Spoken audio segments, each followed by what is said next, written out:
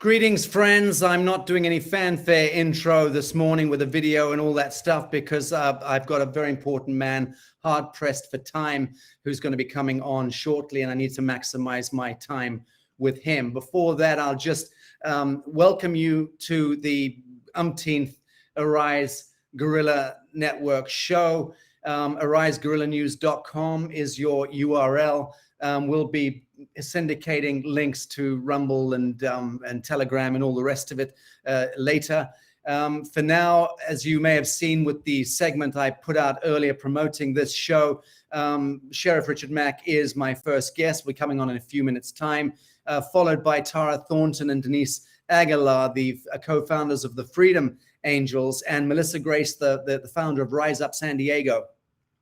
These are three of the kind of iconic mamas, women on the front line who've got bigger balls and more balls than 98% of the males coast to coast in the United States of America. Alas to say, that is the fact of the matter. Lots of gun toting, lots of big talk, lots of fist fighting and punching people in the face in brawls, but not many real men who are able to actually pierce the veil psycho-intellectually, spiritually, morally, and recognize the crimes, the travesty, the abomination against the Christed ones in this world, not able to stand up and defend their women folk and their kin, their children, against this rolling thunder of witchery and evil that we see with forced mandates and with an impending lockdown, a planetary financial crisis being orchestrated by the Davos salamanders, and God knows what else they have in mind. I want to also just start off with an image. Take a glance at this, friends. You want to know how diabolical things get in the year 2022 of our Lord? Let me explain to you. That's an image right there of a place called Tarpon Springs, Florida. Okay? And as you drive towards that town, what do you see? A looming Christian cross on the horizon. Looming cross. Hundreds of feet high. And what is it? It is a satanic 5G super tower built into a Christian cross. Friends, this is what I'm talking about.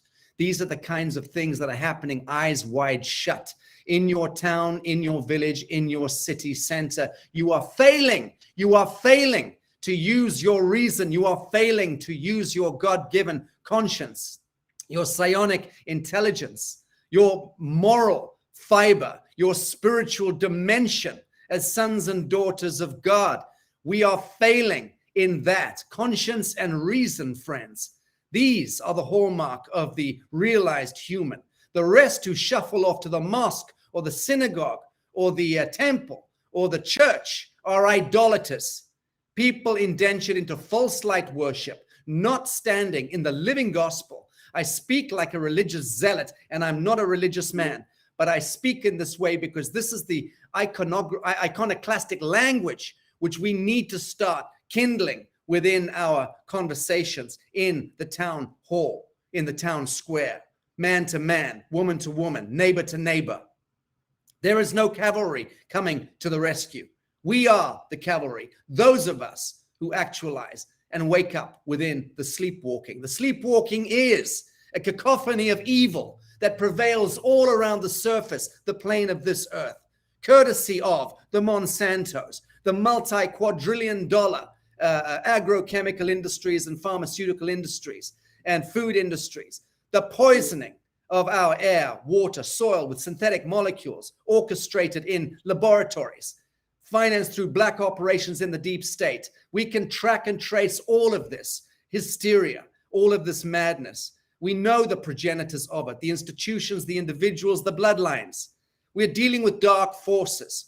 Her Majesty Queen Elizabeth II warned Paul Burrell, the butler of Princess Diana, over 2 decades ago about those very dark forces at work in the Privy Council and the Crown. People in positions of great power themselves know the threat, the clear and present threat at the spiritual dimension to humankind. There are good presidents and kings amongst us, friends. There are good policemen. There are good lawyers, barristers, and judges amongst us. Good teachers, good doctors. Not many, but there are good folk amongst us. You are the defining line. You need, as the citizen on the citizenship of indentureship, wage slavery, you are the dividing line. You must determine which way this world bifurcates into the kingdom of the devil or heaven on earth. I want to quickly play you not even a minute long video. This is what is coming down the pike. Doctors, nurses, clinicians, parliamentarians, people who work in costumes, defending the status quo against morality, against God-given reason, and against your own conscience. Be aware. These are the kinds of events you will start to see all around the world.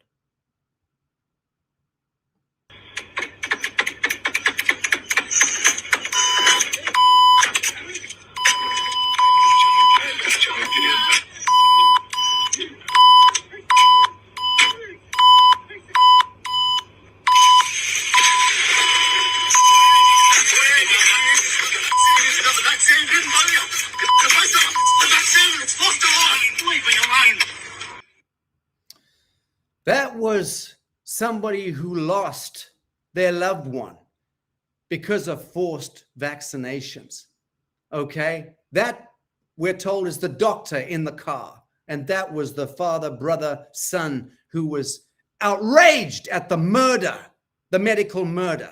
This has happened to millions of souls around the world. The truth is not quite out yet because people haven't quite understood the abomination, the cacophony of evil connected to this industrial harvest of humanity. And I'm not going to bang the drum much beyond this point, except to say, people in costume, be aware, be very aware, because when the tide turns, and the tide is turning, it comes for you first, because you were maintaining the status quo. You were moving against your kin, against your fellows, against humankind.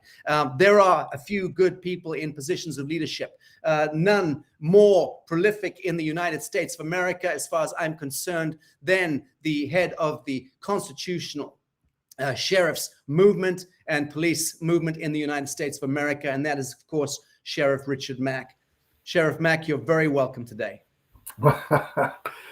Thank you, Sacha. That's a great beginning of all of this, and thanks so much for having me. Great pleasure.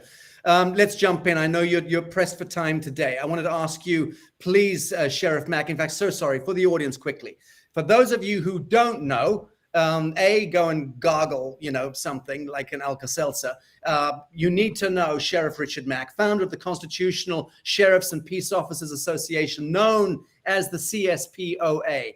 Sheriff Mack is known as the Second Amendment Sheriff for his Supreme Court win against the Brady Bill. Remember that? Intended for gun confiscations. It all comes down to that point, and this man was awake, was very much awake at the time, and tried to apprehend the devil in its tracks. Now, so the gun confiscation becomes the seminal piece as to whether or not your Constitution stands or falls. Sheriff Mack has been protective of the privacy and confidentiality of gun owners, understanding the potential for database breaches. Not surprisingly then, given what we're seeing everywhere about the hacking and fraud surrounding the 2020 elections, Sheriff Mack and the CSPOA have put a great deal of effort behind pursuit of truth and election accountability and integrity. Many of you will recall a press conference in Las Vegas that we helped promote here, which turned out to be a huge success by the grace of God, attended by many of the Arise Guerrilla Network speakers, including Patrick Byrne, Tina Peters, Joe Van Hutton, Pulitzer, Joey Gilbert, and others. Question for you, Sheriff Mack, please, firstly, give us an update on election investigations going on around the country. Well, thank you for that again. Probably the best one that's already produced several arrests, and it appears that more are coming, would be Yuma County Sheriff in southwest Arizona, right on the border, where he has arrested people for doing exactly what 2,000 Mules shows. So an amazing coincidence where people say that that movie has been debunked. The opposite is true, because Sheriff Leon Wilmot, who is not a part of our association, just saw some crimes occurring relative to election fraud in his county. and he did his job. It is the job of every sheriff to investigate election fraud within their counties. The ultimate authority in your county is the elected sheriff. He reports only to the people. What you alluded to just a minute ago, Sacha, was absolutely true. If this meeting that we're having right now, if this webinar right now doesn't motivate you to stand for liberty, my friends, then we have wasted our time today. We will not take back liberty in America without 3 key words. We the people. And if you can work with your sheriffs, we can take America back. But if you're standing on the sidelines cheering for your sheriff or asking him to do it all, then it's not going to happen. We do, Sacha said, we don't have the cavalry riding in on horses. We do have our sheriffs. If you understand your role in making sure that happens, they work for you. They have no other boss or supervisor. We, the people, are in charge of this. We must stand with our stewardship and recognize our stewardship is being stolen from the subversive forces in this world and in this country to take away our stewardship to appoint our own public officials. And what really, and to answer your question a little bit more broadly, we have Sheriff Smaling in Wisconsin now working with other sheriffs to investigate voter fraud. He discovered that there was widespread voter fraud in nursing homes. He was at our press conference that you just talked about in Las Vegas a little over a month ago. Folks, we have Sheriff Calvin Hayden in Kansas investigating election fraud. We have Sheriff Darleaf in Berry County, Michigan, who has been investigating this now for 2 years. So the people on the other side, the subversives, the Democrats in his county, hey, folks, this isn't just a Democrat issue either. It's not a Democrat-Republican thing. A lot of Republicans are in charge of this subversive movement in Georgia and other places across this country. So you can see this by some of the governors that are standing against any investigation. If anybody says this is the most secure and safe and best election that we've had ever, show me the proof. Why would you then, if this is the safest election ever, object to any of us looking at it? Everyone in this country has a right to know how our votes are tabulated. And we have the right to question government, how that happened. And if we see any irregularities, your sheriff should be investigating. He does not have to ask permission from anyone. He can do it.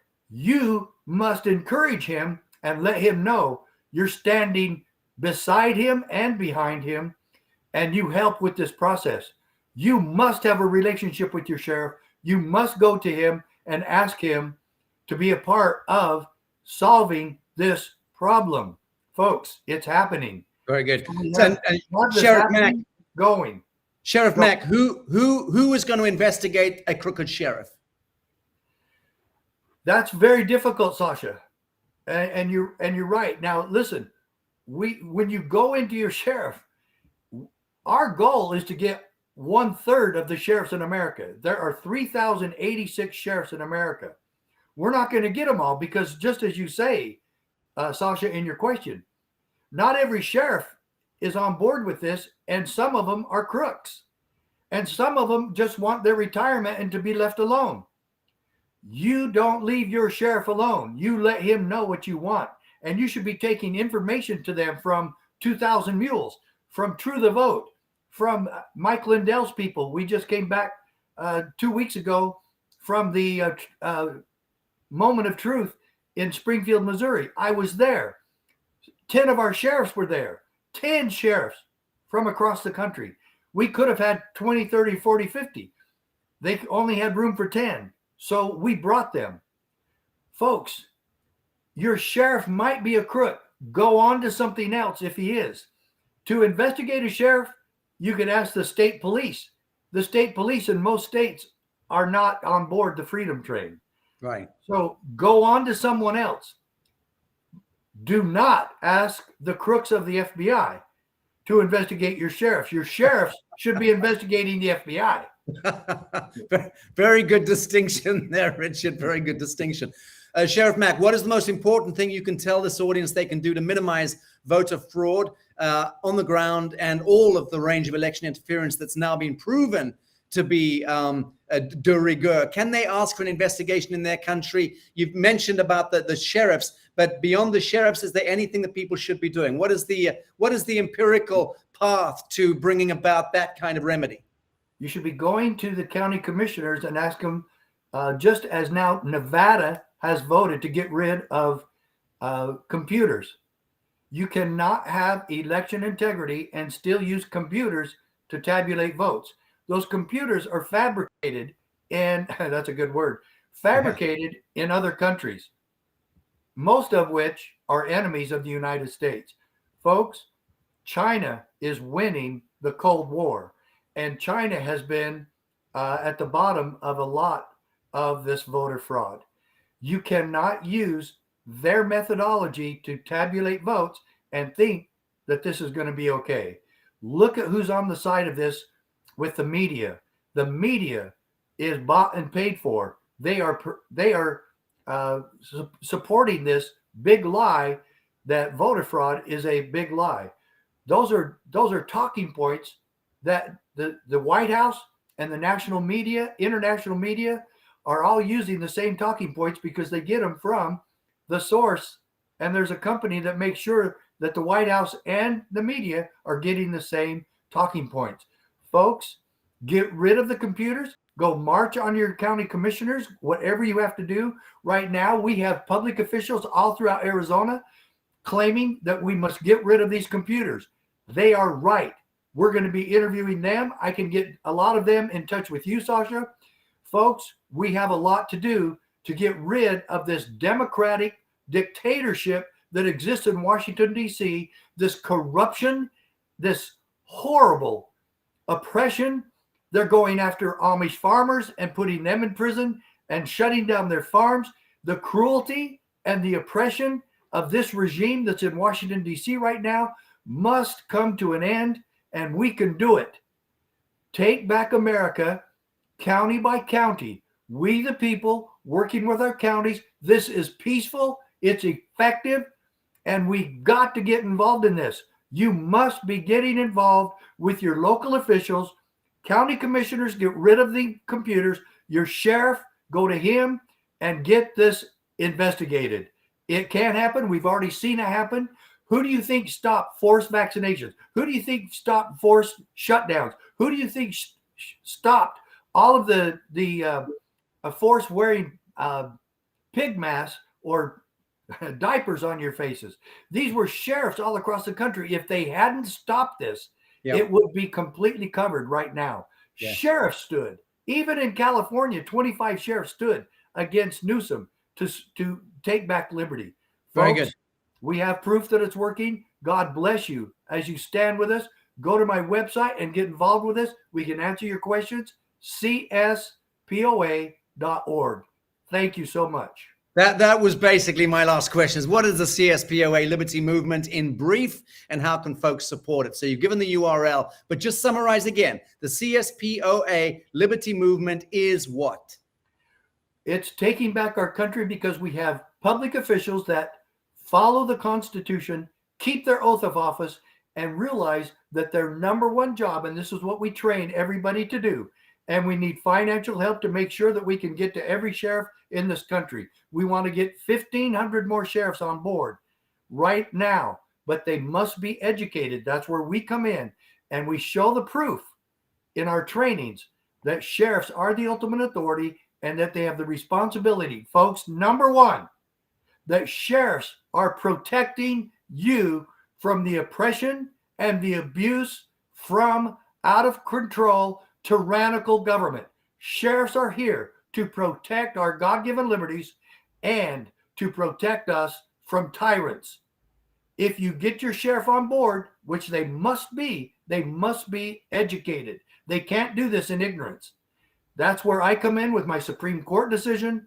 And this is what we show proof positive that this is our job, that we put liberty first in the execution of our jobs as sheriffs and peace officers. And the way we are funded is from you. You are the one, everyone listening to this right now are the ones that fund what we're doing. We ask you to join us in this holy cause.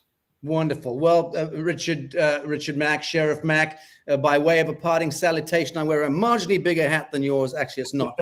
Yours is marginally bigger than mine. But salutations to you. And Sheriff Mack, thank you for all that you do. And you continue to embody the pulse of Middle America. We've won this great war of ages, but we have a bunch of shitty battles to get through as people. Let's get through those battles as quickly as possible. Wouldn't you agree? It'd be a lot better if your sheriff's in those battles with you. Yes, I totally agree with you, Sacha. Thank you so much. God bless you, Sheriff Mack. Thanks so much for joining us today. See you soon, my friend. Okay, friends, wonderful, wonderful human being he is. Tara Thornton, co-founder of Freedom Angels. Callie and Grassroots Update. Denise Aguilar, co-founder of Freedom Angels, also joining us. And Melissa Grace, Rise Up San Diego. Now, these three mama bears and grassroots activist angels from California are fresh from a huge victory in stopping the passage of SB 866. Sounds like a bureaucratic notepaper. The Teens Vaccination Choice Bill is what that is, because teens are known for their good choices, right? This bill would have allowed kids as young as 12 to decide on what vaccine to choose. Presumably the pink one, fucking bubblegum flavored or whatever they choose to spin it as, to decide on what vaccine to choose at 12 years old without parental consent. So this, my friends of Middle Earth, is how these Luciferians roll. And they love rolling this way. This is the classic Sabbatean Fabianist agenda playing out.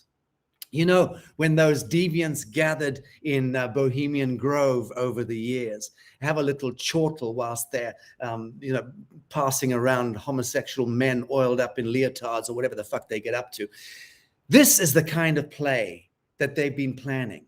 And they laugh about this stuff. I have taken sufficient testimony in court, witness testimony, first-hand witness testimonies from survivors, eyewitnesses, police investigators, criminologists, and survivors of ritual satanic this and ritual satanic that. I have taken sufficient witness testimonies and read the transcripts to understand that these are true stories. When people like Tara Thornton and her crew are taking the front line, these appear to be innocuous matters. A teen choice bill. It's not an innocuous matter. This is how the devil creeps into the chamber. Let me first bring on Tara Thornton from the Freedom Angels. Good to see you, girl. Hello, Sacha. So good to see you. Very happy to see you. Just give us your status quo. Oh, like extremists on this one. We said not on after our kids with this bill. You eloquently, bill was pure extremism. Tried to break the protection of the parent-child, and 866 would it's actually the forced medical emancipation children age 12 and up. They were forced to amend it to 15 because he couldn't, and he still wasn't able to get enough. Forced medical emancipation of all the parents had no say, no information on this.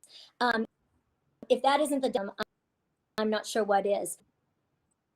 So is the effort was California with a supermajority of Democrats, anything unless you can break the divide and show the whole does not want to be cut out of that children should be left on their own of an industry and agents that are.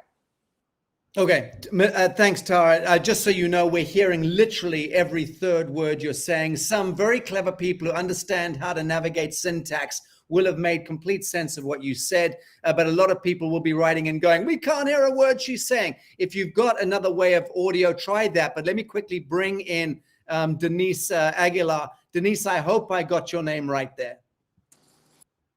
You did. Can you hear me?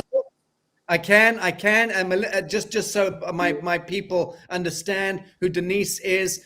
Denise Aguilar is a co-founder also of Freedom Angels, along with Tara Thornton, and it is the premier human and civil rights organization holding the line in the United States against discrimination through medical mandates, digital control systems, aka metadata surveillance, and extremist policies. So you're very, very welcome, Denise. Thank you so much for having us. Denise, can you quickly patchwork in what you know that Tara was trying to say in less than a minute? Yes. Battle of SB 866 was really from the really important decisions, and thankfully position on this, because the Democrats, we can't be voting down party lines, and rights should be protected.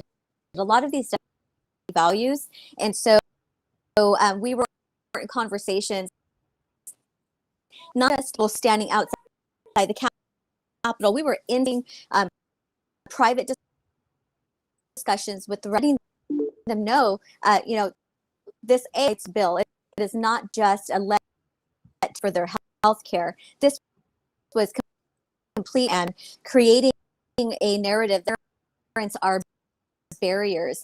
Denise, I'm sorry to do this to you. I'm sorry to do this to you, girl, but I'm reading the threads. People are not hearing you either. Bad audio coming out. Let me just bring Joanne in from the back room. Joanne, any ideas? What's going on? I'm going to troubleshoot with Tara and Denise. Maybe Melissa Grace is also in the green room. Melissa, should we try Melissa? She can kind of give us the background on how. I know she was really involved in the efforts to really cross the two sides, and she can tell us. Very good. Melissa, let's hear you quickly. Can you hear me okay? Hey, Sacha, I can hear you just fine. How am I coming in? Thank God we can hear you. So it's not a production issue. It's a issue with Tara's audio and with Denise's. So Joanne, kindly troubleshoot, see if a reboot at that end is needful. And let's just pick up with you. Melissa Grace, founder of San Diego Rise Up. Melissa, status quo 2020, 4th of September. Yeah, I would say that just to recap, because I know that Tara and Denise really have led the charge in California for many, many, many years as it pertains to pushing back against a lot of these bad bills. So it's real unfortunate that their audio can't come in. I've come in kind of on the tail end of this legislative process, really learning that citizens need to get involved. And I want to give massive cred and shout outs to Tara and Denise for facilitating this entire process, because it really has been the strategic effort of these individuals in collaboration with hundreds of other organizations and thousands of citizens up and down California that have been able to really mobilize against the opposition against SB 866. Yeah. Okay. So let's bring him back on and see if we can hear him. Tara, speak to us. Have you got me? Roger, Roger. Yes, indeed. A bit of a delay, but now we can hear you fluid. So quick question for you, Tara. You're fresh off this huge victory, beating down this horrible bill. It almost seems unthinkable that anyone would support the idea of a 12-year-old choosing what to put in their body. In this context, tell us about the SB 866 bill and how it could possibly have been sold to the public in the first place. Well, the truth is the public doesn't support it. The two parts. There's lack of civic engagement. The people at large, the community, it's true for wherever you live, does not know what is going on at all levels. Regulation, policy, laws, and such are being made. The part is elected officials have a duty to inform their constituents of what is before them, a sweeping bill. So when we would go out and do community canvassing, 100% people didn't know about the bill. 100% of the time, the people didn't want the bill. Or any effort to stop something has to be about a strategy, voice of the people, to those making decisions.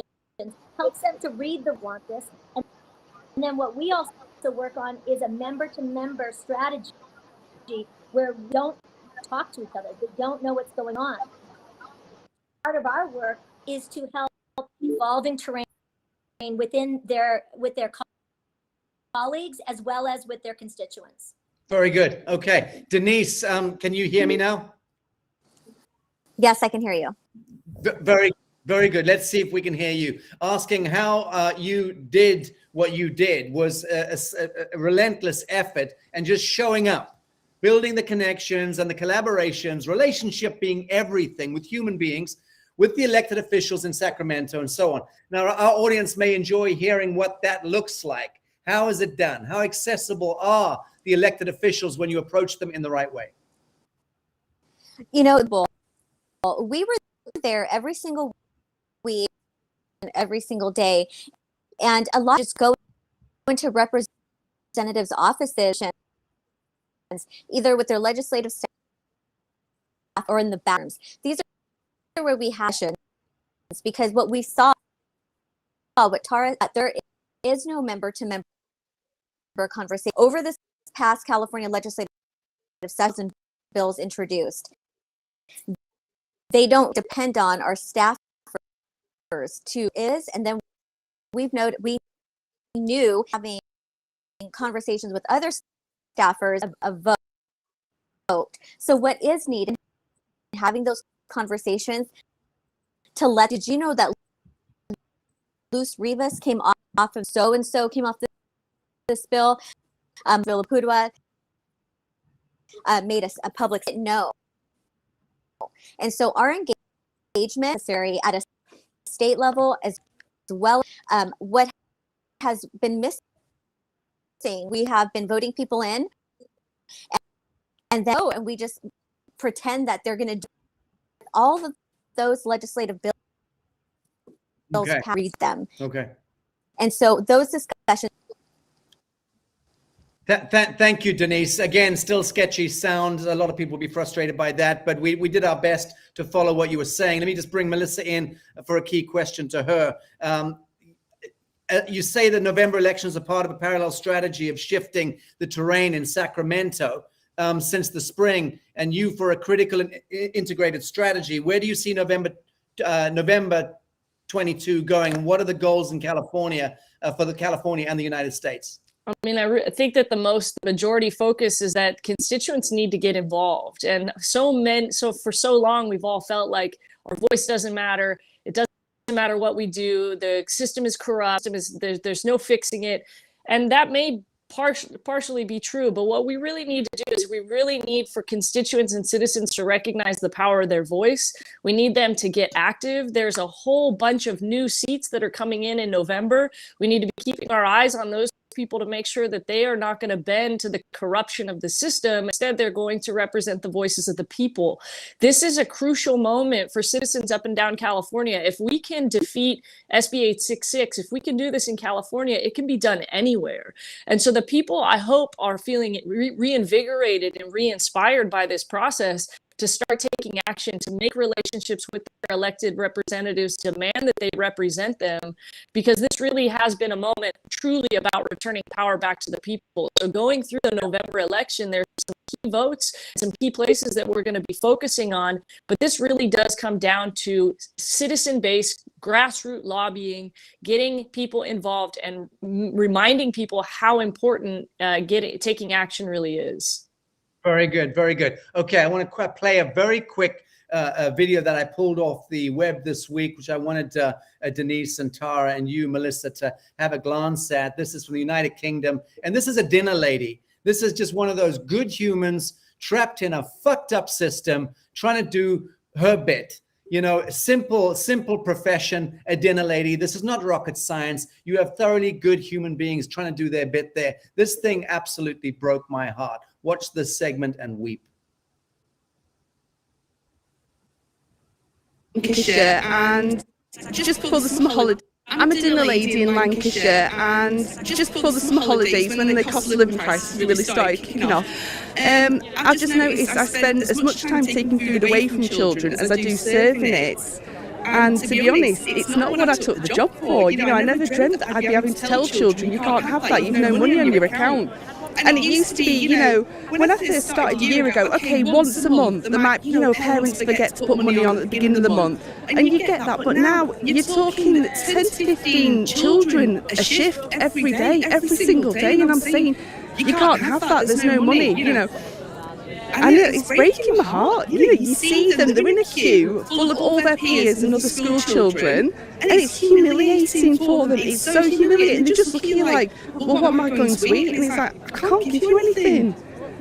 I'm sorry, you know. And I'm just dreading going back to work. I'm dreading October.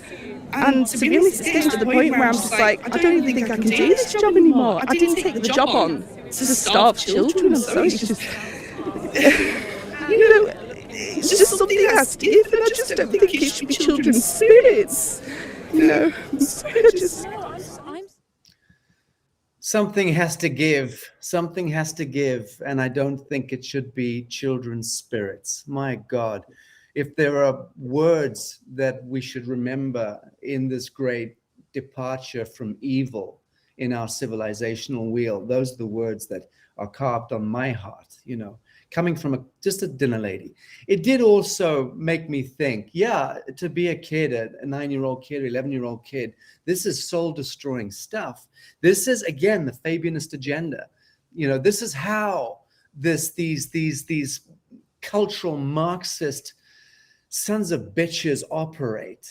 They enjoy creating systemic distress and anxiety and pain and suffrage to good humans. And I think it's about time we all woke up to the fact that this is a spiritual war. These are the forces of evil that we're dealing with. And they do work at this innocuous level in schools and on the high street and what have you. In any event, just food for thought. Parting words from you, Tara, as we say goodbye to you. I mean, just to riff off what you just showed us, our kids are sacred ground, barrier, and anything that takes a child or a human out of, you know, creation meant for us, which was to be free and to live in love. That is the wrong. Do not compromise on this. And if we really want solutions, then faith justice isn't the way to go. That pull humanity together around freedom, around love, and above all, protecting the children. Very good. Thank you so much, Tara. Much love to you. Let me ask the same of you, Denise. Parting thoughts. I think it's time that protecting our kids and getting engaged, realize exactly how power we use strategically the politicians to the elected representative, and as mothers protect them regardless of what names us. And now it's time that the parents said, we will back our county, and that's exactly what we will be doing November. Very good. Thank you. Melissa, parting thoughts from you. No, I think that in this society, there's so much that divides us. And we really, instead of focusing on our differences, I think we need to come together on the common ground. And the common ground is protecting the children, is facilitating a future that we can all be proud of. And so whether we are Democrat, Republican, gay, straight, Christian, Muslim, wherever we're coming from, vaxxed, unvaxxed, it really doesn't matter. This is time for humanity to unite together to fight the billionaire, trillionaire, oligarch psychopaths that we're up against. It really is the people uniting versus the forces that be that don't want us to live in our birthright, our sovereignty, which is peace and love and compassion and harmony. And when we can come together to protect the children, the rest of the elements that separate us seem to be less important. So let's focus on that. We can come together on protecting the children and creating a new future for all of us. And through we defeat those psychopath overlords 1,000,000 to 1. I mean, the people really do have the power. Indeed, we do. Okay, Melissa, Denise, Tara, guys, thank you so much for joining us on Arise Guerrilla today. Thanks, Sacha. Good to have you. Thanks, Sacha. Beautiful. All right, friends, saying goodbye to Tara there. Boom, boom, boom, boom, boom. Quick comment. Joanne or any of the production team, there's an ignominious little tit called G Man, who is relentlessly posting a message to try and get attention. Let's give G-Man a little open source attention. Sacha, can you explain your ties to the United Nations? No, I cannot.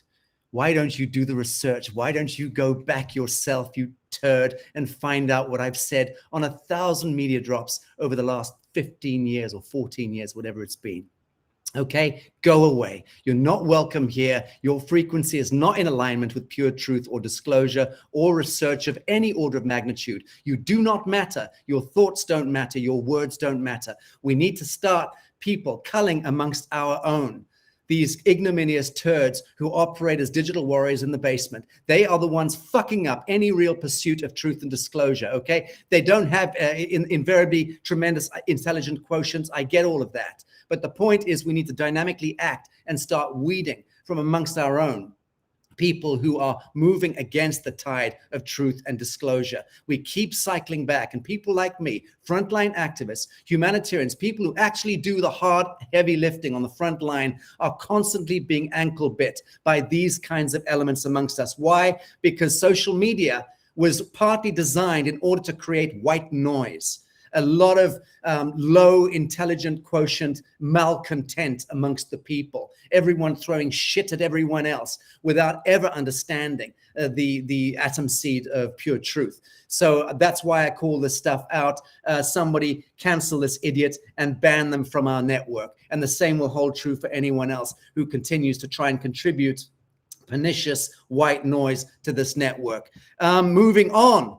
Happily so, and apologies to my next guest for being 10 minutes late. Kevin Hoyt, political and trafficking update, candidate for Vermont governor in exile to keep moving from being a target for calling out judges and senators by name. Kevin was so distraught by the conditions and corruption that he was seeing in Vermont, he decided to run to fix what he was seeing. While on the campaign trail, he's uncovered everything from tampering with federal tax ID numbers, fraudulent loans, embezzlement, surprise, surprise, money laundering, biggest business of government, tax evasion, obstruction, election fraud, drug trafficking, human trafficking, and missing officials, just to name a few. Kevin, you are very, very welcome to today's show. Thank you for joining us. I'm not getting any audio, brother. You'll need to unmute.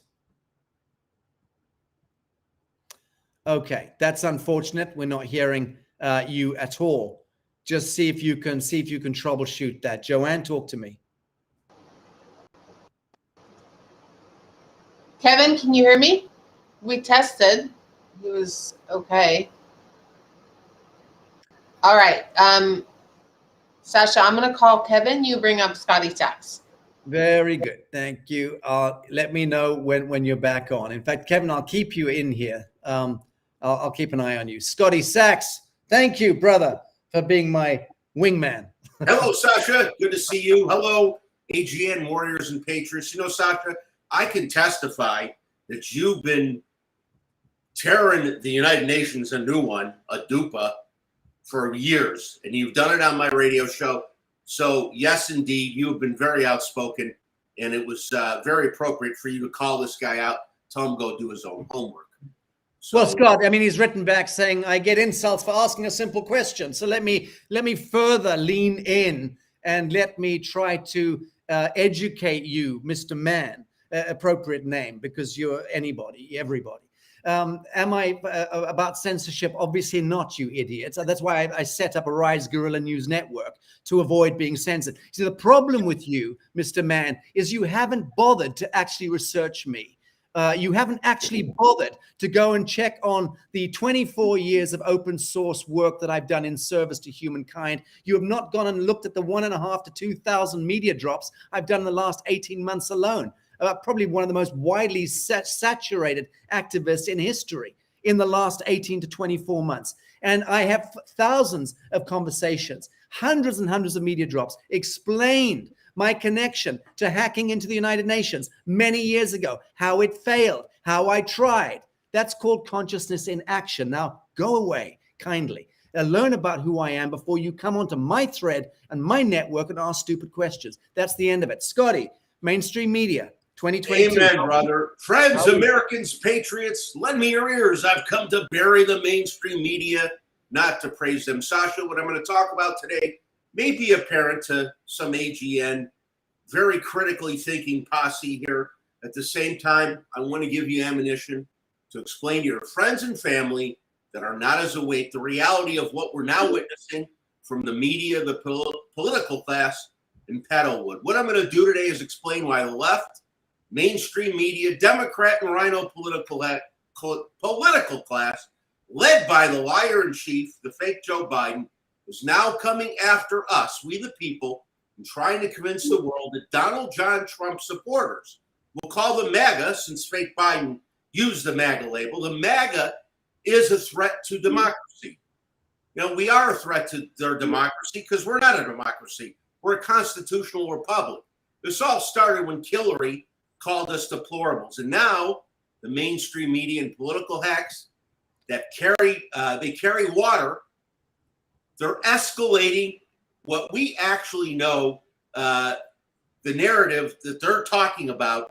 We're dangerous to their democracy. We're actually a threat to their democracy, they say, because indeed they are putting forth their Marxist communist platform. So we're a threat to their system. We are a threat to their Marxist system. Okay, hold that thought, Scotty Sachs. I've got to bring Kevin Hoyt on. We're following it. We're Sure. tracking everything you're saying, and we'll pick up exactly on this point with you. I'm going to bring Kevin in. Kevin, can we hear you now? Let's have a look. All right, can you hear me? Testing, Terrific. 1, 2, 3. Vermont Very, is very in the house. very happy to see you, Kevin. Now, you believe that Vermont will be one of the first states to go, and have always believed it as a hub for the Freemasons, Hollywood, and the upper elite. And you know it's corrupt to the core, and yet you're running for governor. Go figure. What do you expect to face in the race if you were to take office? Well, been listening to the show, and right off the top, I don't think we're going to have elections in November, Sacha. I've said that for a while. In fact, I mean, not to disappoint, but elections are over until we back up and fix this broken system. There's nobody getting in, me or anybody else. If I was elected tomorrow, I would do like a 20-year audit on elections and spending, right? But the truth is, nobody gets in until we fix that. But I think that's coming. We're in the middle of a RICO investigation here in Vermont state, which I think is how we're going to take down our federal government. And I don't think Vermont's alone. I think everybody's got a RICO. If you look at Trump or Giuliani or any of those other things, that's a way around it. Essentially, I did an election audit in 2018. We can prove 60 to 70% fraud and trace it back at least to 1975. I was 5 years old, Sacha. So it's our entire lives. And then on top of that, we've got the cover up where my Vermont Secretary of State, my local board of civil authority never wanted to look at it. The problem is we couldn't make our officials look. Even if we could, they throw 5,000 lawyers on it. And like Mike Lindell, right here we are years later, and we haven't gone anywhere. So how did we get Gotti? It wasn't the cocaine and the murder. It was tax evasion. And that's RICO. Well, you're talking about Al Capone there as well, right? Exactly. Right. That's the same thing. And that's kind of what we're seeing with our federal government. I think there's a lot of fear porn out there. I believe we're in a military state. We've been in the military state for a couple of years, and the good guys are in full control. So when I see some of these things happening, again, I think a lot of it's optics to wake up people. I'm wide awake. You're wide awake. A lot of your audience is probably awake, but there's a lot of people who are sleeping. So I guess $5 a gallon here in the U.S. wasn't enough. We're going to try $6 a gallon. We're going to take your firearms. We're going to hormone block your kids. Oh, by the way, they're not your kids when they come to school. Right? We don't need parental consent. It's a theater of the absurd, Kevin. It's a theater of the absurd. It's Sodom and Gomorrah. It's end of days. It's dystopia in Technicolor. It's a pantomime, like you say. It seems that all roads don't just lead to Rome. Beyond that, they actually lead to child trafficking and worse. You have found shockingly vast evidence of trafficking and pedophilia in your state. Can you share some of what you've uncovered with this audience? Sure. Well, again, unfortunately, all these rabbit holes, doesn't matter which one, they all seem to lead back to human trafficking. A couple of the big ones, we had a program here called Overcoming Barriers. That was a day camp, a summer camp. It's actually owned by a woman named Marjorie Slavek. She's a family court commissioner out of California. The guy that runs it here in Vermont State's named Jim Mendel. See lots of pictures of him and Bernie Sanders. Most people can relate Bernie Sanders back to Vermont pretty easy. If you look at the who's who, the donors for these boards, it is Rights and Democracy Vermont. It's my state auditor. It's my lieutenant governor. It's all the judges and senators, and we closed them down in 2021 for human trafficking. This is actually where they sent Britney Spears' children. When they took away her children, they sent them to Davenport, Vermont. The ironic part of that, the counselors, the therapists that actually took her kids away weren't even licensed. That was all fake too. So there's a big Hollywood tie here in Vermont State, and it's funny to me because a lot of people, they don't know what state we're in. They ask me all the time, what state's that in? Or do we take American currency? We're this hidden little gem, and I think that's on purpose too. I think we've been hidden for a long time. I've got a 300-foot Masonic phallus, just like the one at the Vatican or Washington, right in the middle of my town. And I know it's there for a reason now. Like you were saying, I believe we're a hub for all of this stuff. So if you want to, well, I was going to say another example is the Bennington County Child Care Association. Whenever you hear association, trust, the Vermont Land Trust, these are the illegal shell companies you were mentioning. They have matching EIN numbers, which is a unique federal business number with our judges' nonprofits. Right, that's again a shell company for embezzlement and money laundering. But the Child Care Association has what the FBI calls a pedophile symbol, not Kevin Hoyt, the FBI, in their logo. So again, this is a child advocacy center that's run by the Vermont Department of Children and Families. We go back to 1986, we had to cover up a sexual misconduct with children by my town lawyer and my chief of police. Again, in 86, that was a while ago. My chief of police, his name was Rick Gauthier. Rick retired under controversy, went on to run the Vermont Police Academy for the next 25 years. So that's kind of where they do their recruitment and retention.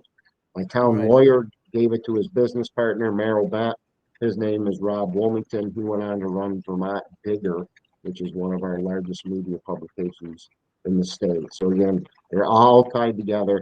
It always circles back around. And as you said, unfortunately, it always circles back to human trafficking. Scary stuff, Sacha. Kevin, God bless you. God bless you for this. I mean, every word you say, I'm hanging on to. Anyone wanting to look more into the nature of what Kevin's referring to, go to commission.itnj.org and check out the hundreds of hours of footage that we've taken at the International Tribunal for Natural Justice, emphasis, the Judicial Commission of Inquiry into Human Trafficking and Child Sex Abuse. Friends, we launched this at my instigation in 2015 and then 2018 in Westminster, London, because I knew many, many years ago about this evil in the basement and did everything I could to begin to open the can of this conversation. And by the grace of the living God, this conversation has now entered into the mainframe. It is people like Kevin Hoyt who are running for office and may well be the most important leader in your realm, in your state, in your country, in the days ahead. They need your support and they need your alignment to their mission. Kevin, where can people find you and how can they support you in your campaign? Well, you can find, again, Kevin Hoyt, that's Hoyt, on Telegram or Rumble. I'm on Facebook too, but blocked, banned, and censored pretty hard, as most people are, the truth. You can find me under Give, Send, Go, Fighting for Our Freedom. That's my personal, it's not a campaign fund. You're not going to see any yard signs or anything out of Kevin Hoyt. I'm too busy doing. This goes to legal costs and gas to do what I do. And if I could end just by saying that I don't want to govern anybody.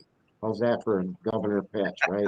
These guys are Vermonters. They're good people, some of the best in the world, and they don't need me or Governor Scott or anybody to tell them what to do. I want to govern an out-of-control system. Well, mate, you're going to make a useless politician if you're not going to take orders. If you're not going to take orders from the basement, I mean, hopeless. Kevin, God bless you. So, I mean, everyone writing in. I'm just reading hundreds and hundreds of comments. People just absolutely loving you and supporting you, and I think it's going to grow from strength to strength. Any parting words before we close this segment? Well, I think your last speaker said it really, really good. This is the power of one, and that's you, whoever's watching the show. The law of one, the book of one, the power of one. Where we go one, we go all. And that's when we stop our nonsense. When we can start to unite and realize it's not the color of your skin or your God or your religion or your lover or whoever it is, right? These divisions, deflection and distraction, they're really good at that. So try to rise above it. Again, there's a lot of hope. I see a lot of battle fatigue out here, but it's as simple as staying in that higher vibration. Don't fall for the fear porn. And yeah, vote. Even though it doesn't count, it's important to vote. That's the only way we're going to break the system. And I do think we're going to get fair elections probably January. And it'll be with the blockchain system. It'll be fair. But yeah, don't give up. Hanging in there. That's my Very advice. good. Well, when I'm calling you or Joanne or on the team are calling you at the governor's office, you will take our call and you will appear on the show. God bless you, Kevin Hoyt. Look forward to speaking to you. Bye-bye now. Thanks for having me. Fantastic. Scotty Sachs, get you back into the studio room immediately, sir. Well, thank you, Kevin, Governor Kevin. What I'm going to do today, Sacha, is explain why the left, the mainstream media, the political class led by the liar-in-chief, fake Joe Biden, are now coming after us for trying to convince the world that Donald John Trump MAGA supporters are a threat to democracy. Sacha, it is theater of the absurd. This is the narrative the mainstream media, the pitiful, satanic political class are now spewing. We are domestic terrorists. We're thugs waiting for a reason to riot. We're white supremacists. We've been called treasonous. We're election deniers. We are the villains and the greatest threat to America, and they're shouting it from the rooftops. Joanne, will you please play the video of Karine Jean-Pierre, the fake Biden press secretary, and her very, very, very direct words to we the people.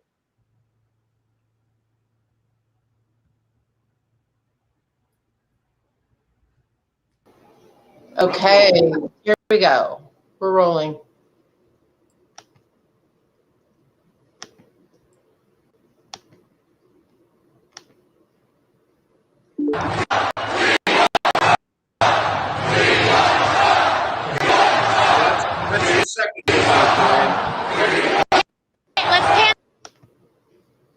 Joanne, we want to play the one with Karine Jean. Yeah, I know. I know which one. In the crowd a little bit. So I'm trying to share my screen. Oh, hang on. I'll bring you in, Joanne. One moment. I'll bring you in. Is this your screen? Yeah. Because we've got this going in a 360-degree angle. Yes. Yeah, it was amazing just now. I mean, to hear that.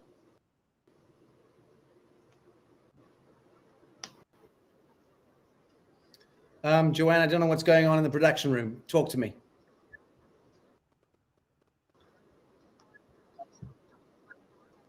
Okay, Scotty, I'm sorry. Don't know what's going on. Joanne, I have the video here. We can at least hear the audio. Okay. It's playing. It's not.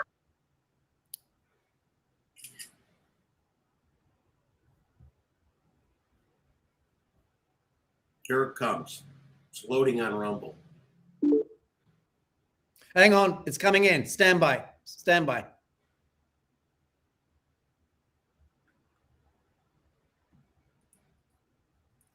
Joanne, you need to trigger the audio.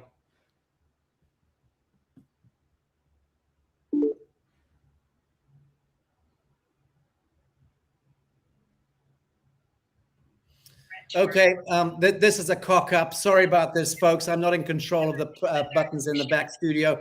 Joanne, I'm going to get you to work out what it is that you're doing, and I'll bring you back in. But Scotty, we'll play this segment toward the end because you're going to close the show with me. No problem. Right now, I don't want to listen to audio in the background. Just speak for a couple more minutes before I bring my next guest in. All right, Sacha. Let me carry on here. The question is, why now?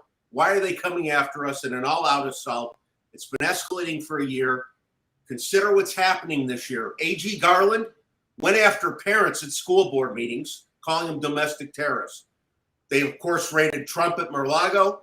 Biden and press secretary are calling MAGA a threat to democracy. And patriots in the spotlight like Tina Peters are facing bogus charges of imprisonment. Why now? Why the full court press? 3 reasons. Number 1, they're operating out of fear. They're projecting their fear on we the people. They are scared shitless, Sasha. They're desperate. They're intimidated. They're afraid. And they're operating out of place for fear. Okay. They're shaking in their little red pedo shoes. And they've lost control of the narrative. They know it. We are their greatest fear when we're awake. Number 2 reason, they're using an old favorite playbook. It's ineffective. They're divide and conquer. They're simply trying to divide us. What little base they have left is radical. They're trying to rile them up, put us in the middle of the mix. And of course, divide and conquer is an old playbook. And number 3, they're making a statement to us. We are the real adversary and threat to their power. If you saw the Trump rally yesterday, people shouting from the rooftops, we want Trump, we want Trump. Listen, the cabal is witnessing our righteous power grab as we take our country back one school board at a time, one county at a time. We're 155 million gun owners, and they are simply afraid and scared, and they are operating out of fear. They want to control the narrative. They can't anymore, Sasha. We are their target. They're making a statement. We're the real adversary. Trump always said it's not him they want. It's we the people they want, and he would take all the slings and arrows for us. Very good. Very good. Stand by, Scotty. I want to bring in Dr. Andrew Rallis. Good to see you, Dr. Andrew. How are you? Pleasure to be on your show, Sacha. Well, I totally agree with what you're saying about people from a grassroots level taking their power back. We have to be a bit careful with cult leader worship, because if you remember very well, President Donald Trump introduced Operation Warp Speed, and he was surrounded by extremely bad advisors. So I think the message from Trump to the people is, obviously he mentioned Zev Selenko. He had a collaboration with Zev Selenko, and he mentioned ivermectin. But I think if we look at the statistics and how many people have died from experimental injection, we're talking about double the amount of the Holocaust, according to Steve Kirsch, the head of vaccine development. So 500,000 in the US, because of ours is underestimated by a factor of 1 in 47. And in the world, if you're thinking about the billions of doses that have been given, 12 million people, they estimate, have died, because the official databases are actually underestimating by a factor of 47. So we have to be extremely careful. What I've realized through my activism in France and Greece and in Europe in general is that people are getting together on a local level, and everyone's becoming a leader. Every individual is becoming politically active, and we're not necessarily in need of just a figurehead who's able to galvanize people, I think, is the main thing. And that, if that figurehead makes mistakes, and you just ignore it and you move on, that's the main message. Another thing I want to say is that we have to be very careful with the way we use language, because language can create fear or create a sense of opportunism and optimism. So, for instance, pandemic should be labeled COVID-19 should be labeled COVID-19 illness, and a vaccine should be labeled experimental injection. These are some of the things that people are reiterating all the time, especially the mainstream media. Another thing is we have to be extremely careful with global leaders, because everyone believes, if you look at the Hegelian dialectic, for instance, Putin and Trump, all of them went along with carbon taxes, all of them went along with the world vaccine program. So I think the main thing is the individual on a grassroots level has to be active. And that's exactly what I've seen in both Athens and in Nice in France. And what I've noticed as well is a lot of these studies on the so-called pandemic, faux pandemic, are very isolated. So I've written 2 books to try and consolidate all the studies that are available from the top scientists, Nobel Prize winners all together. The first book is on the dystopia we're currently living. It includes information on the World Economic Forum and the big pharmaceutical companies, as you know very well, have basically experimented in the third world, in India and Africa. They were thrown out. In fact, Bill Gates was thrown out of India because of the hundreds of thousands that were paralyzed. And then also the second book is on therapies, which was requested after the first book. I'm getting a lot of phone calls and a lot of communication from thousands of people asking for therapies. They realized that they were basically conned into taking experimental injection. They understand fully what's happened, and they're open-minded for therapies. And so far, I've released a book last week. I haven't presented it yet, but already 5,000 people have read it. So I've got the Greek version and English version available, which is great. So it's been translated into Greek as well actually the Greeks are celebrating a 1-year anniversary from the day they were suspended on September the 1st. And so it's like a renaissance for them. So these people have actually stopped the draconian laws from being implemented because they held the fort for 1 year from the time of suspension. They didn't give in to any of the demands. And as you know, if you don't give in to any demands, you come out a lot stronger in the long term. Yes.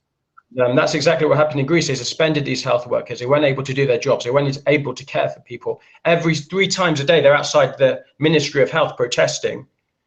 And the message was getting out through independent journalists. And now we're talking about hundreds of thousands of people realizing the agenda in Greece. So it's really positive news, and it's very difficult to censor as well, because we've found new algorithms and ways of getting past the mass mainstream media censorship. So I'm really Dr. by the level. Rallis, is there a changing tide? Is there a changing tide also in the professional class, in the medical fraternity? Do you think that clinicians, doctors, nurses are beginning to also, in the mainframe, start to recognize the witchery that they've been colluding with unwittingly in their professions? It's very difficult because these people have already violated the Nuremberg codes. They've violated the Hippocratic Oath. They've not given people the opportunity to assess the risk of the experimental injection. And it's very difficult for them to reverse their stance. So a lot of them are career doctors and career nurses, for instance. So, but there is a lot of independent ones who have left their professions, and they're working tirelessly, and they're working probably 10 times as harder as these career people. So they're probably, so as a result of this, we're getting information out. Difficult for them to change their stance, unfortunately, but there are some who are seeing the injustice and they're leaving their professions immediately. Okay. But the great news is we're dependent on government-run hospitals anymore. People are looking after their own health. And if you read about the book of therapies, it describes a history of all these different therapies I've gone into. And it's all compiled into one book. So we don't have isolated studies anymore. So I've taken all the studies from all over the world that have been done in South Africa, in Europe, in the US. I compiled them into one book. I've mentioned the statistics on the vaccine. And I've also mentioned the overall agenda. So that's freely available to download for every individual. It took months to write. So I'd appreciate it if you could put that on your website. So it would be, I think you will, Joanne. Indeed. And again, people, this is Dr. Rallis's transparent scientific research in the COVID-19 epoch. That's the title, correct? That's the first book. And because I released the first book, the book that was requested on heavily popular demand was the second book, was the therapies. Yeah. So thousands of people are requesting. I hear horror stories every day, and the same thing. So I'm based in Nice, in France, and every week we have murals of all the people who have died from experimental injection. And there's people coming there directly to us and asking for protocols for therapies. We don't have all the answers yet, but people are really, actually, they've done some research after 6 months in South Africa. Dr. Sandra Bothan, she's found she's able to reverse a lot of these effects from the vaccine. And there's also a possibility now we may be able to remove the spike protein that some of us expressed in the vessels.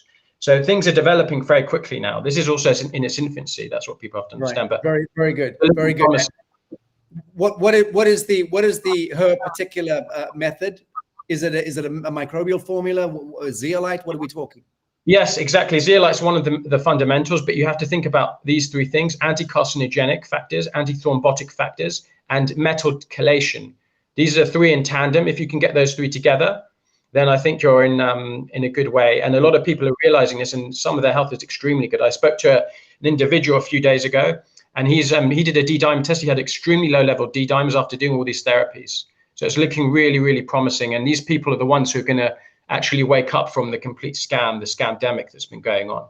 Very good. And these are the most dangerous to the system, because you have the control group, which is the unvaccinated, but completely healthy. Then you have the group who's awake, who's taking the therapies, who are improving their health. So they're coming through extremely strong as well. So it's extremely optimistic. And Dr. Rallis, what is your prognosis on the dark winter ahead in Europe and in the Western world? Well, as you know very well, the problem is, especially Dr. Ryan Coller's mentioned this, he's seen thousands of patients. The experimental injection destroys your general immune system. It depletes level of natural killer cells, lymphocytes. So a lot of these people with viral infections and respiratory viruses that circulate, there's at least hundreds, at least a minimum of 40 every winter, which a lot of them are labeled COVID through a fake test, which even Kerry Mullis mentioned should never be used for a medical diagnosis. It's going to be terrible. A lot of these people are going to be feeling completely let down by the system. The fact that they are completely entrenched within this health pharmaceutical system, and they're going to realize that they're getting what's, as you know, Omicron variant, for instance, are labeled Omicron. In Germany and Denmark, the studies have shown that the majority of people get the Omicron variant were vaccinated, 96 and 91% respectively. And the Omicron variant that they claim came from Botswana, from vaccinated individuals. So they're going to see the people unvaccinated completely healthy, really boosting their immune systems, because most of these people are weak. And then these people are triple or quadruple vaccinated. Unfortunately, a lot of them are already suffering serious illness now in the summer, actually. We don't even need to wait for winter. And that's a weird thing. Usually you don't have seasonal viruses and flu circulating in the summer, but now we see in the winter, it's going to be even worse, in fact. Yeah. Okay. Dr. Andrew Rallis, thank you so much, and salutations to you, and God bless you for the work that you do in this world. Thank you. Thank you so much. Appreciate it. I'll be happy to update you on any further developments happening either in Nice, in France, or in Athens. Yeah, guaranteed. I think I'll just put it now on the production schedule to please be with us on the next show. Thank you so much. If we could circulate the information, it's freely available, that would be great. Indeed. Very good. All the best. I'll uptake that. Thank you, Andrew. Bye-bye now. Okay, friends, next up, Kevin, Alp, and Hannah Spierer. I'm running 10 minutes late for their segment. My apologies to them. Executive producers and hosts of Counterspin Media, the largest alternative media platform in New Zealand, with open investigations into government, police, and state services corruption, known for not giving up on a story or backing down, otherwise known as the Achilles heel of the status quo in that part of the world. Good on them. The government or special interests do not fund Counterspin, and Sacha Stone is not funded by the fucking Vatican either. It is 100% funded by the people, no pay to say there. Strictly facts and evidence-based. You guys, Kelvin and Hannah, are greatly welcomed on this show. Thanks for joining us today. Thank you for having us on. I've been listening to your other guests that you've had on, and it's absolutely true. Over here, we're under a sustained attack. In fact, most of the Western world is. They are trying to silence anything that goes against their narrative or gives people a clue as to what's really happening. Now, we could say to people this has been decades in the making, and they may just get it if you actually point to the truth and say this is centuries plus. Most people's minds will have a conniption and start sparking out. So we try to stick to the facts and evidence that they can grasp, and then try to start building on that. We have people who are well awake and others who are so far down rabbit holes we haven't got a rope long enough to pull them out. Right. Dear God. So you guys are on the front line. If anyone's on the front line in the alt media, it's you guys. How are you being received? I mean, by your own neighbors and kin? Is the pulse of middle New Zealand with you and with your voices, or have you lost hope in the common pulse? I think, Sacha, we are making headway in New Zealand. We have only 5 million people in New Zealand. So I think if any country can wake up en masse, it's us. We just recently, after the Wellington protests earlier in the year, where thousands and thousands of people gathered every day for 3 weeks and they were ignored by all the politicians, we went around the country. We did a nationwide tour, and people were filling out venues. People just want their voices heard because the censorship in New Zealand is huge. Mainstream media has issued their own sustained level of propaganda against us. We've got the same like what's happening in America with Antifa trying to shut our events down. We were arrested, obviously, on the 25th of August in regards to a link that we posted on the 22nd of February during the protests, and that was a link to an ongoing investigation over in the UK in regards to the Christchurch event. We did not post any snippets of any footage, and 3 days later the chief censor signed off to make it objectionable material on the 25th of February. This was just the link in the UK, on the UK website, and then on the 25th of August, so that's just a week ago, 10 days ago, we were arrested, and then so it was a fishing expedition, wasn't it? So guys, you face serious charges. I mean, this is no laughing matter. Kelvin, you have 2 charges of 14 years incarceration and $200,000 each, plus a charge for not allowing access via passwords to your devices. You were charged for not allowing these corrupted serpentine salamanders into your own devices. Hannah faces one charge, carrying a 14-year prison sentence and $200,000, and they forcibly took blood samples from her. But it doesn't get worse than this, guys. It doesn't get more scary. Yeah, it's completely out of control. Over here, they think if you're facing a custodial sentence of anything, that they have the right to attack your bodily autonomy, much like the jab did. Oh, let's face it, they create this jab that has nothing, no reality in fixing anything. In fact, that is the problem. They rebranded cold and flu, called it COVID-19 or SARS-CoV-2 because it's never been isolated or purified anywhere. Not even your CDC has that information. We've demanded the Pfizer contract over here. Everything we're pushing for completely destroys their narrative. And all we say is prove it. Prove what we're saying wrong. And they can't. So they attack us personally, try to attack the sites, try to take us down.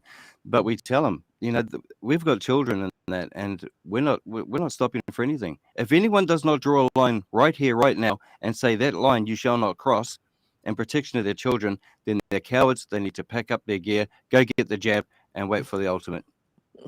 Very good. What might be in the investigative documentary that you shared about the mosque attacks in New Zealand that the establishment finds so offensive that they banned it from viewing with hefty fines for anyone caught watching a documentary? What are you hiding? Guys, what are they hiding? What did you find? That they're in it up to their ears. You see, there was multiple shooters on the day. At the same time, just like in 9/11, just like 7/7 in the UK, every Western nation has had it. Australia had it with Port Arthur, where they got someone with the IQ of a rock, blamed him for it, and put him away because he can't mount a defense or have the intelligence to realize his rights. So same thing happened in Christchurch. You have multiple shooters, but they're trying to push the lone gunman scenario. They had exercise going on with security services at the time for up to a week before. Unmarked planes landing early hours in the morning and having people shift from one part of the country to the other. A vehicle that was rammed to supposedly take this guy alive. When a guy can walk down the road with a baseball bat, he gets shot to death. But this guy supposedly carries out a massacre of 51 people. He just gets rammed and taken easily. I don't think so, especially when that car was under a blue tarpaulin and had police guard for 3 days before it was supposedly rammed to apprehend the guy. Something's seriously wrong here. And all we're saying is this needs a proper investigation, not the usual whitewash. They used it to politicize their position. So then Jacinda Ardern, the Prime Minister of New Zealand, swans around the world, including the US, to try to preach gun control. I tell you something now, if you give up your guns, you're a stark raving lunatic. Look what happened to us, and look what history's taught us. Never, ever, ever do that. Wow. Oh, guys, where can people find you, and what support do you guys need on the ground from folks in New Zealand? Just basically share what you can about us. Counterspinmedia.com. What else we've got? We've got a donate page on the website, counterspinmedia.com. We've been taking off lots of the mainstream, obviously big tech platforms, as truthers all around the world have. We're on Telegram, we're on Getter. We're hanging on Facebook, but heavily shadow banned. And if people want to join our newsletter, we are trying to send out regular updates on what's happening. Our next court case is on the 21st of September. We had our first appearance on the 31st of August. The judge adjourned the case. He didn't like that we weren't complying to his compelled performance. His thugs had to help us into the dock, and we were there on special appearance. So we will be reappearing on the 21st of September, where we are expected to give a plea. And New Zealanders deserve the right to truth. The world deserves the right to the truth. And like many of your guests have said, it's just people like us that are in the way, but we've got to keep going. And it's for the kids at the end of the day. There's a lot of what you guys were talking about in terms of the child trafficking, a lot of that going on in New Zealand. The New World Order, deep state has huge networks here in New Zealand. They only need to go as far as the 2007 Ian Wishart article to see in the 1980s the child trafficking ring that was operating out of Dunedin. And we are standing up against it, and we are talking about it, and that is what they don't like. Not just the child trafficking ring operating out of Dunedin, but run by the police and politicians. It's covered huge. Up by Helen Clark. who was Got it. third most powerful in the UN, who took the development role in the UN. These people are everywhere. They are riddled. It's like this world is riddled like a cancer with these cretins. We call them parasites. Our parliament, we call Parasite Palace. It's in need of fumigation, and we're going to do that. Very good. Well, let's just look into this. You guys are clearly expert on the ground in this subject, the more enigmatic aspects of deep state and the satanic luciferic agendas and so on and so forth, stuff which we've been ridiculed over the years for even raising in conversation, much less in empirical research. But the cat is out of the bag, and good people of the world are now well aware of midnight masonry and of Luciferianism, of the Illuminati agendas and the globalist agendas and Sabbatean agendas and so on and so forth. But why New Zealand? Why is New Zealand such a seminal country when it comes to this kind of this bedevilment? And it's got something to do with the Five Eyes. Can you explain what that is and why New Zealand is situated as part of this elite club?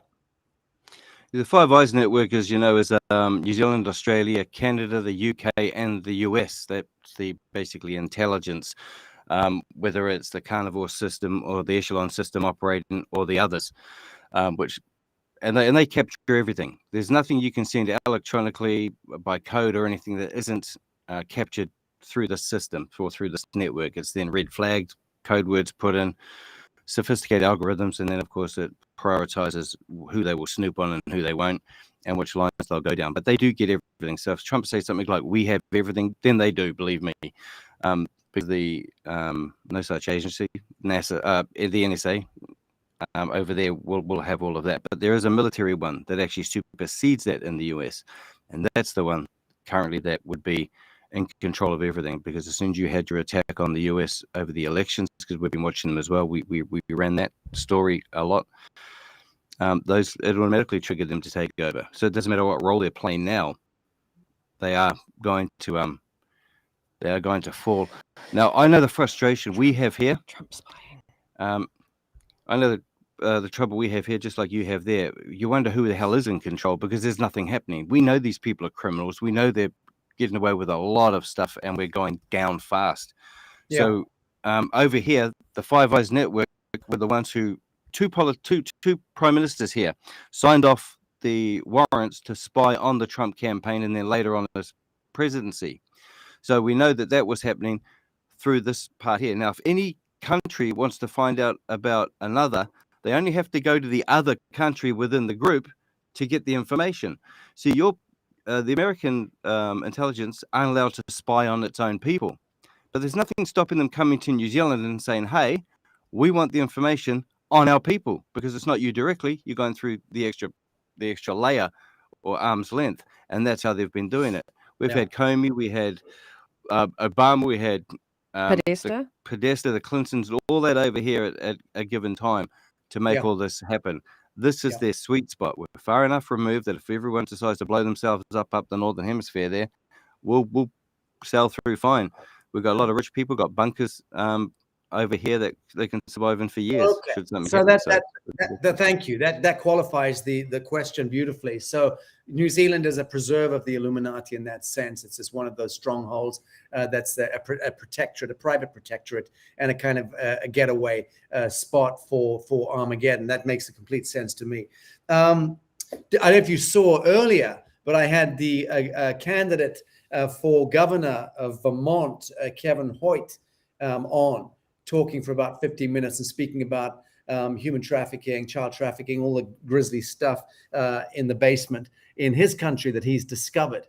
One of the key reasons why he's running for governor. And he did mention, he said that the good guys, quote unquote, are in control, and that this is orchestrated narrative in order to awaken people. I know that is a foundational belief of many people in the truth movement.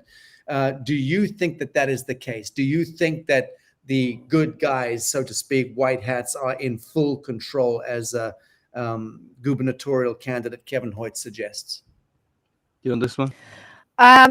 Sacha, I don't know. A lot of it is a leap of faith. I am an eternal optimist. I have to I'm a believe. realist. I have to believe in the good of humanity, and it took me a long time to actually consider that maybe there are some serious players that are on our side, and I just had to look at myself and realize, I know my genuine heart, and I know my intention of wanting to wake up and be part of this great awakening and help humanity open the door and step into freedom. So why couldn't it be that maybe some of these people in these bloodlines have woken up, or maybe there are just some higher ups in the military, and maybe this plan's been going on for a long time? I don't know for a fact. I really do hope so, and I do hope that as they always say, you can't show someone, people have to kind of go through it. So if humanity as a whole has had this harrowing experience of the last 2 years, and maybe New Zealand's a little bit further behind, maybe we have to go through another swing back to the right in terms of our national party, so that we can see the rise of the far left in this country,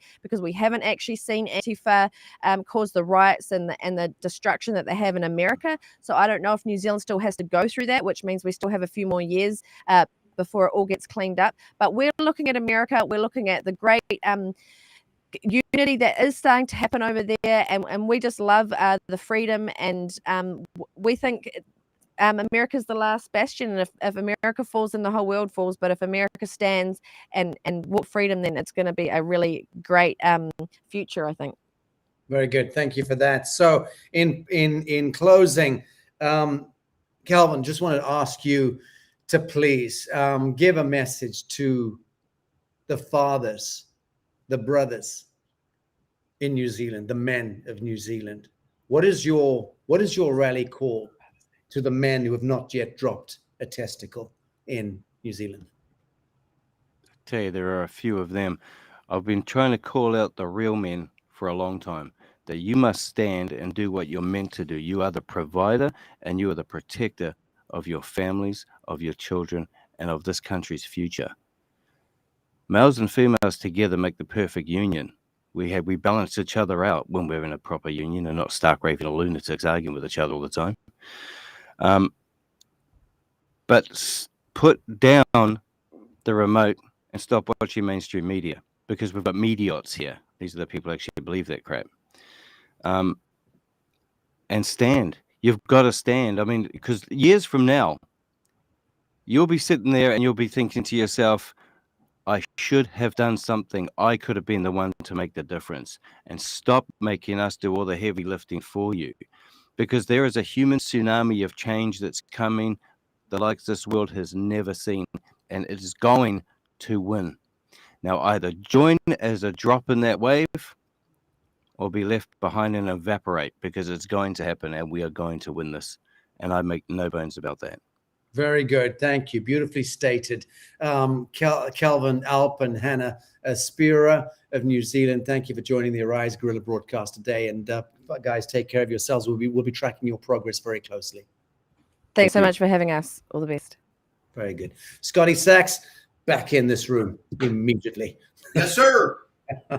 Let's try to play that clip. If Joanne's got the production buttons aligned, Joanne, come in, tell us, can you trigger this or not?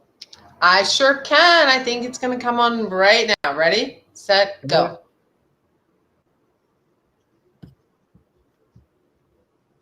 Is an extremist threat to our democracy. The president has been clear as he can be on that particular piece when we talk about a democracy and we talk about our freedoms. The way that he sees it is the MAGA Republicans are the most energized part of the Republican Party. This is an extreme threat to our democracy, to our freedom, to our rights. Very good. So, Scotty, talk to me about that. That's just plain and simple fear, Sacha. They are, as I said, they're scared of their little red pedo shoes. They're frightened. They're intimidated. They are feeling the heat. They know they are no longer in control of the messaging and the narrative, considering their mainstream media, pitiful mainstream media, has lost roughly 2/3 of its audience. So we are the media now. We are the mainstream media. And she is saying this out of fear They are really running scared of us, we the people, Sacha. Very good. Glad to hear it. So, Scotty, you heard what the future governor, hopefully, of Vermont, Kevin Hoyt, had to say earlier. He was very kind, a very knowledgeable man. Wow. Very, very impressive man. Obviously got a tremendous acumen in the basement and the deep state and what's been going on behind the pyramid of power in the last couple of thousand years. So no fool, that man. But he was very confident the way he was speaking about, no. The good guys are totally in control. This is playing out. This is an orchestration playing out, a needful orchestration playing out in order to dredge the lower intelligence, the kind of moral turpitude of humanity and bring it up to par. So a few hard knocks have to be kind of played out in the theater for people to wake the proverbial fuck up. Would you agree with Kevin Hoyt? Totally agree. In fact, a military guy named Derek Johnson put a video out that went very viral. And in that video, he proved through his executive orders, Donald Trump put the military in charge of the republic. And they are squarely in control of the republic. I do believe that Kevin is correct. Very good. Okay, stand by, Scotty. I'm going to bring in my next guest. Friends, James Martinez, friend of mine for many years as a media ecologist and the last of the original MK Ultra, MK Delta whistleblowers from the 1990s, as well as the last living member of the Freedom of Thought Foundation. The original board members were Colonel Fletcher Pruty, Colonel Thomas Bearden, Walter Boert, author of Operation Mind Control, and John McGuffin, author of The Guinea Pigs, as well as dozens of anonymous psychiatrists and psychologists. The Freedom of Thought's primary goals, and again, James Martinez is the only surviving member. Lean in. Pay attention to this man.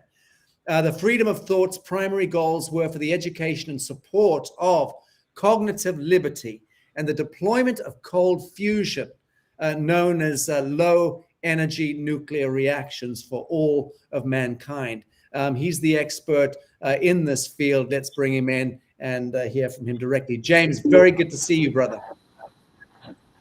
Hey, it's good to see you. How are you? Happy to bring you on the show. Just parking Scotty in the back room, production room, so he can continue with his notes. James, what took place at the event, that recent event regarding cold fusion deployment? We're talking about the vanguard of so-called free energy. Okay, this is what your whole passion has been about. What happened at the recent event? And first, a word about what cold fusion means in this case. Well, people have to go back a little ways. I would suggest for people that aren't familiar with this subject that after this is over, go into YouTube or go into one of the search engines and look up Cold Fusion 60 Minutes. It's still the best presentation for a novice that never has heard of this technology before. It's the basic idea that we can create abundant energy and clean energy from water. This is the big deal behind the scenes right now in the energy sector. It's one of the most dramatic shifts ever in history that is underway right now. I attended about a month ago the ICC F24 Solid State Conference, which was actually in Mountain View, California, which is Google headquarters. And most of the people that were attending there were some of the top people in their field that have been part of the cold fusion science since 1989, basically. These included some of the top engineers and people from the Navy that were there at the very beginning when this was taking place. So when people hear this, a lot of people they'll jump into the search engines and they'll go, oh, I thought this was a fraud, et cetera, et cetera. No, it's never been a fraud, ever. In fact, it's been going on behind the scenes for over 30 years.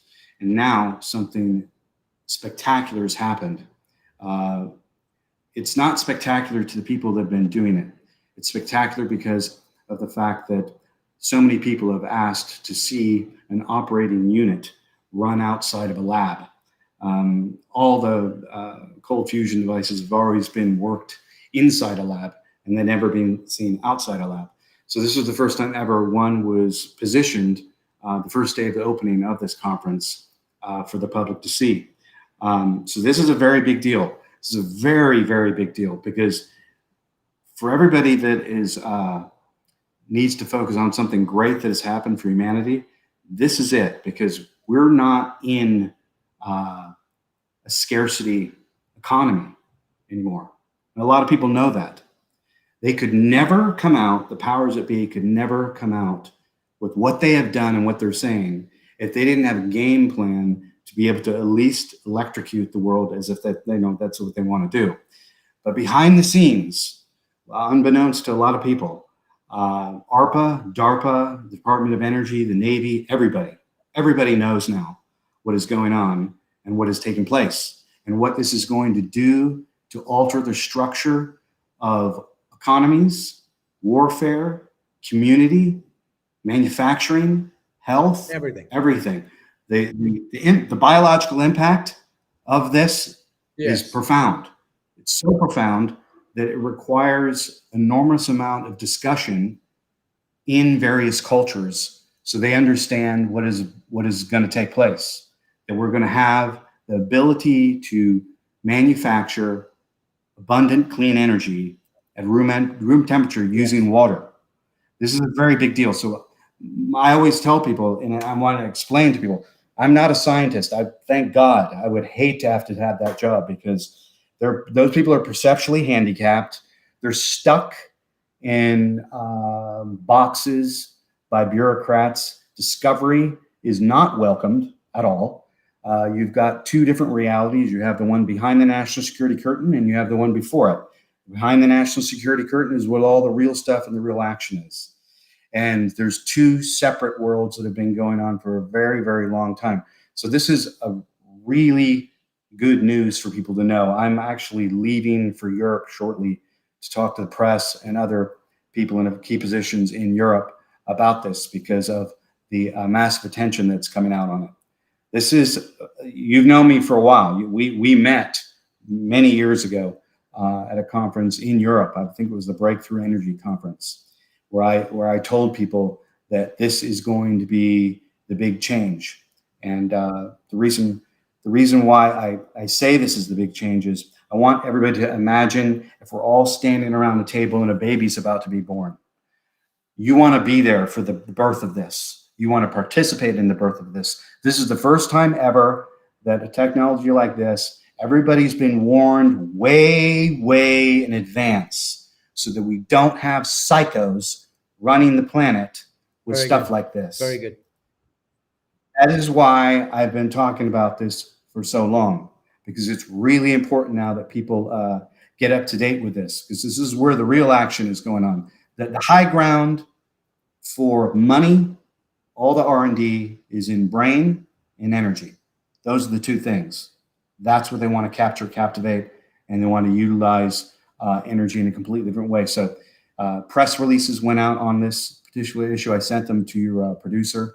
This is a very big deal. And James, let me just say, because I'm deeply invested myself in this sector, as you know. I'm involved with military scientists in bringing to market later this year into next year, sort of not nuclear, not this kind of fusion, not this epic kind of technology, but the more mundane free energy systems, just for creating our own 0-point microgrids, for instance, within the New Earth sanctuaries that we're setting up. Our prime headquarters being here in the Yucatan in Mexico, and we're powering up our 1,500 acre New Earth sanctuary here with our own energy systems, and those will be going live in the Q1 and Q2 of next year.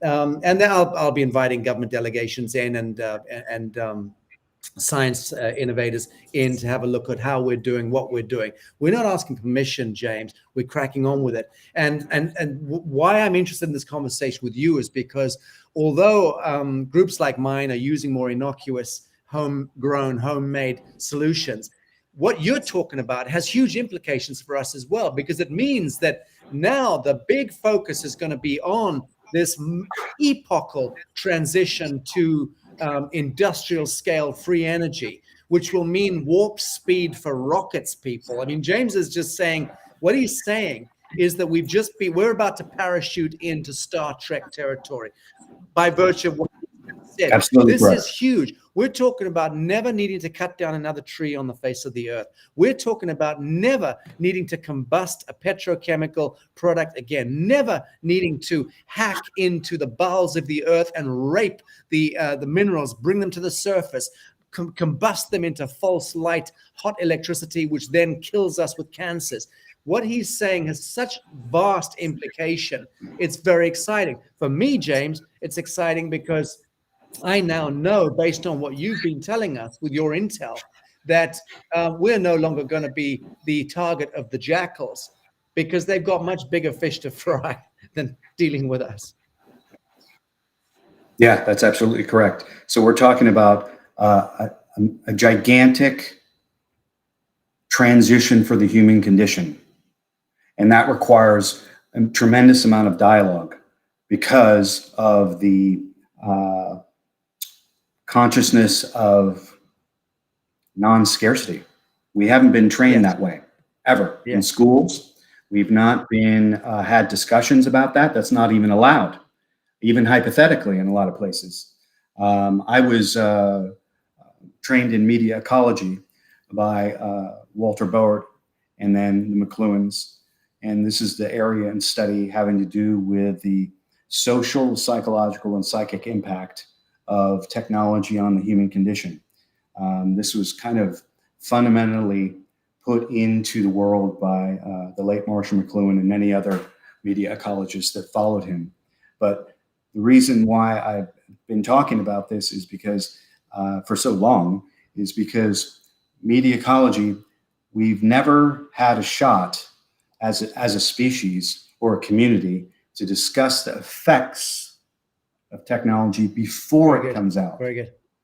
See, that didn't happen when Google was put together. That didn't happen when social media took place. That didn't happen for a number of things. So what happens is, since we have patent offices, we have banks, corrupt banks, we have the law, all of this, if you're not tied into all of that, you can have and control through technology the human condition in the sensory balance between left and right hemispheres of the brain.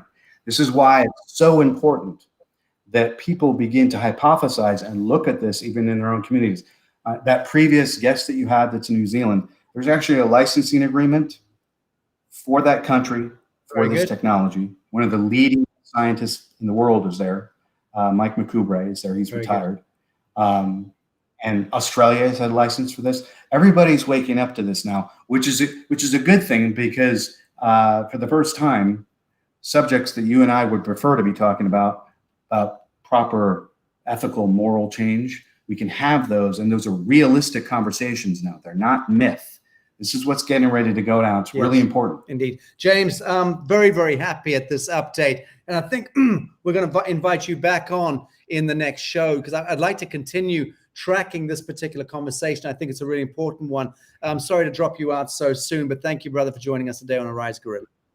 No problem. Thank you so much. Okay, folks, before I bring in Dominican, my beloved brother in arms from the other side of the world, let me just address another ignominious little tit troll called RL Pet 5252, who says he isn't a scientist and you aren't Eorking with any, I think you mean working, try tap in the correct letters, you moron. And you aren't working with any militaries, Sacha, get real. Okay, look, let me just explain. You're about to get banned, blocked, deleted from this network for all time. So there's a few seconds for you to spew your ignominious vile or bile on your comment thread.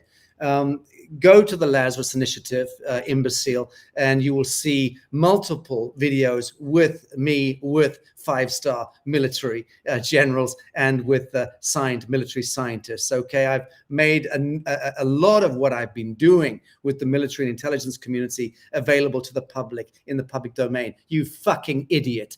Go and do some work. Go and do some hard research. You are the problem. People like you are why we're in the state we're in.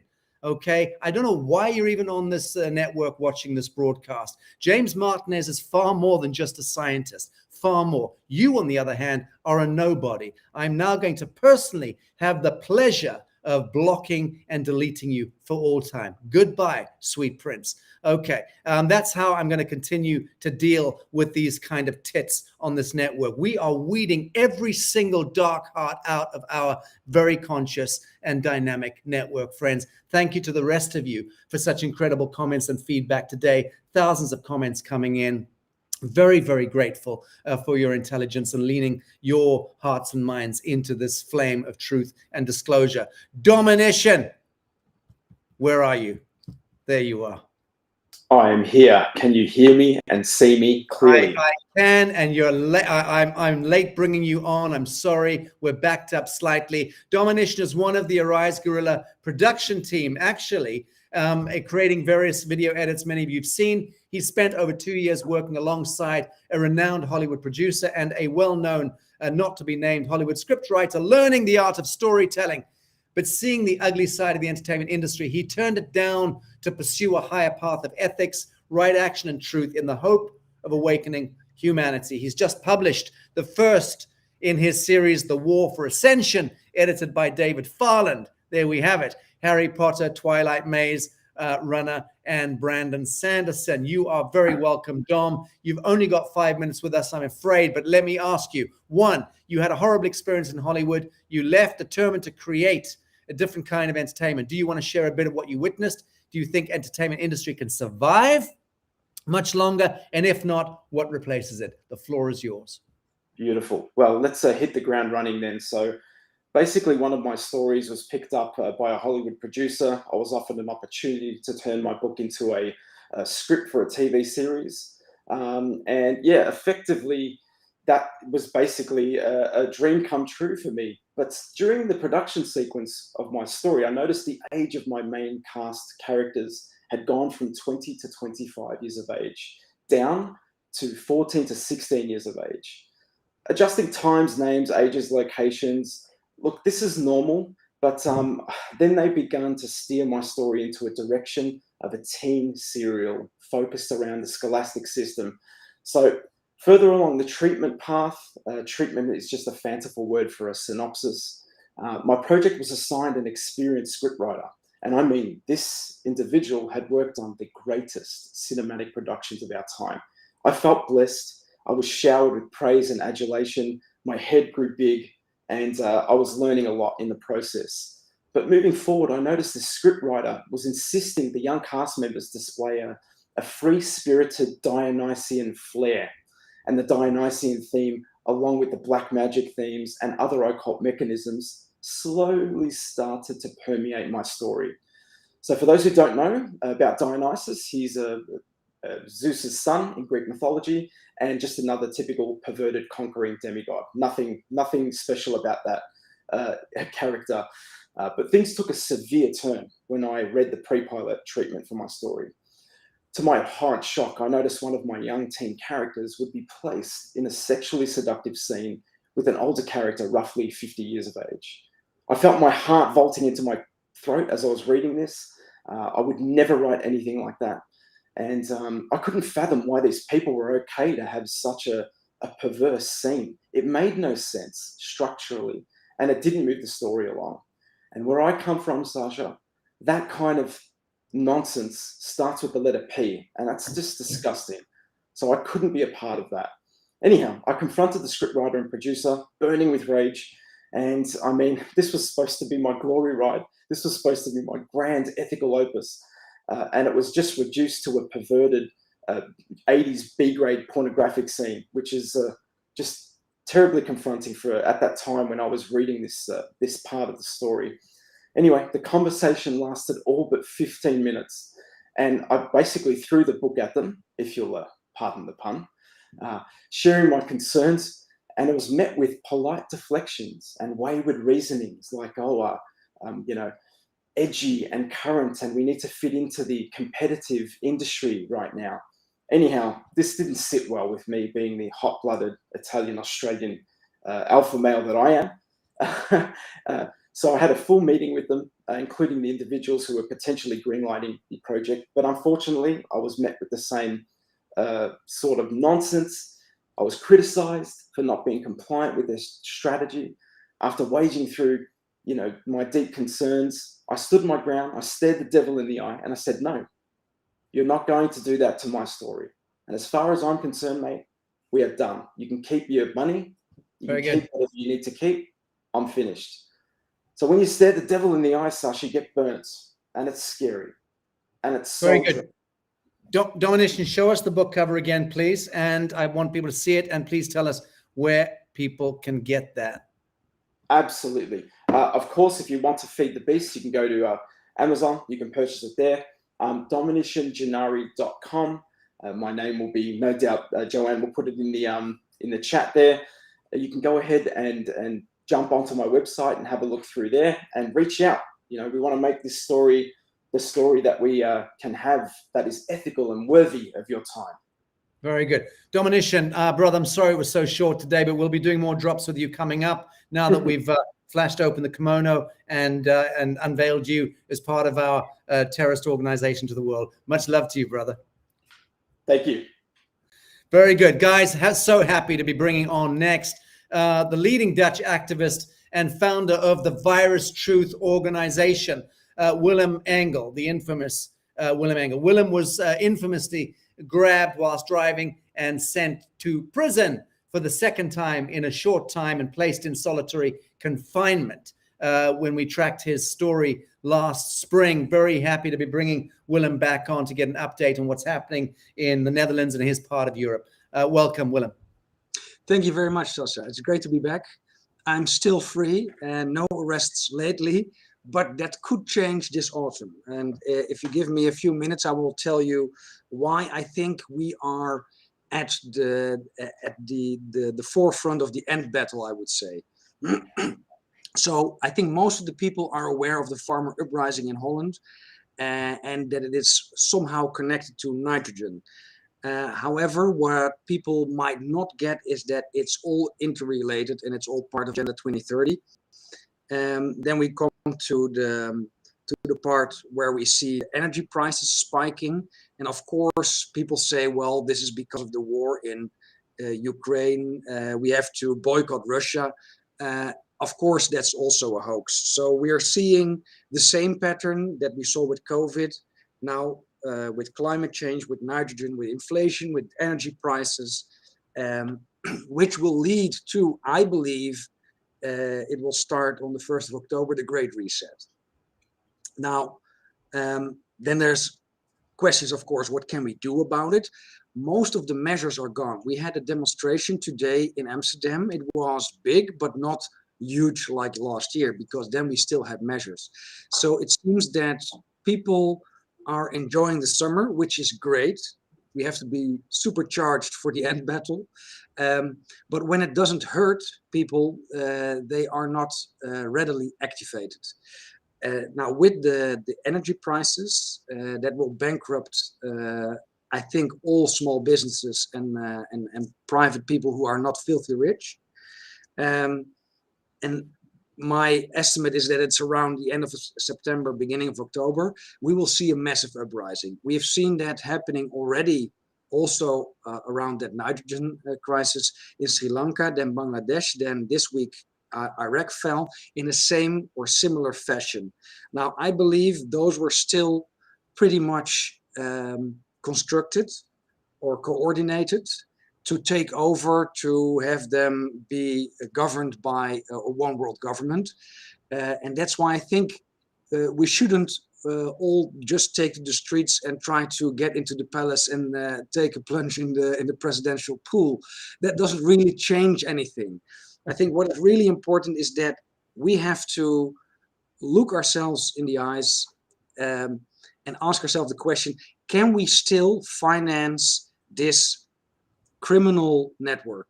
And then I mean paying taxes. Yes. Is it still a moral thing to do. It was never a moral thing to do, Willem. I'm just so glad that you're also raising this. I've been saying it for years. It comes down to this. Carry on.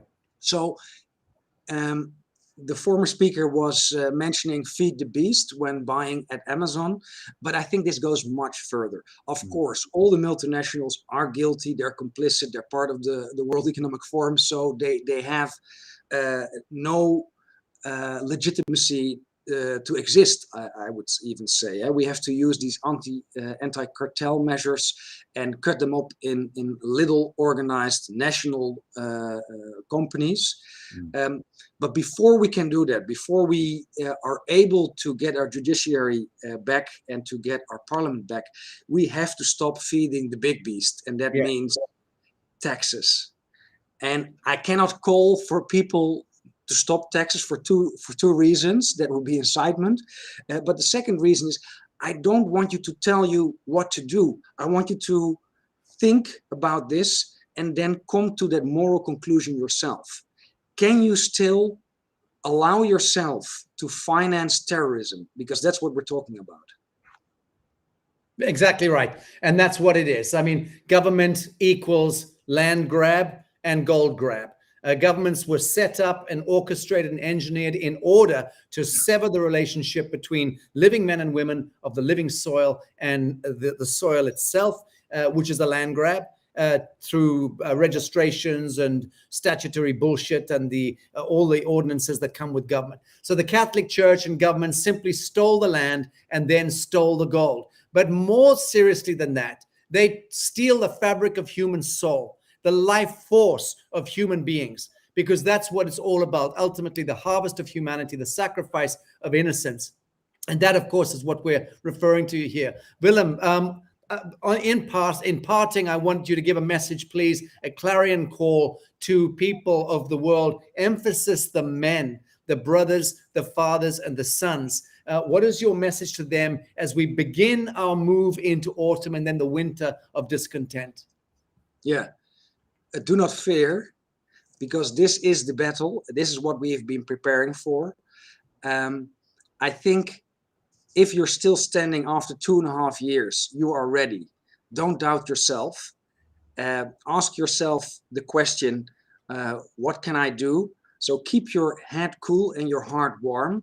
This is not so much as a physical battle, but a moral battle or a spiritual battle.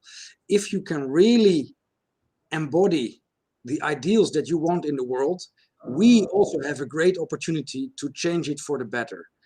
I believe the coming 6 months will be crucial in this spiritual, informatic, psychological battle.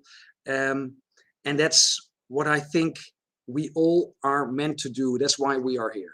Beautiful. Willem, thank you for joining us, brother. We're tracking very closely your movements, and I look forward to seeing you before too long myself and visiting you. God bless you. Thank you very much. See you soon.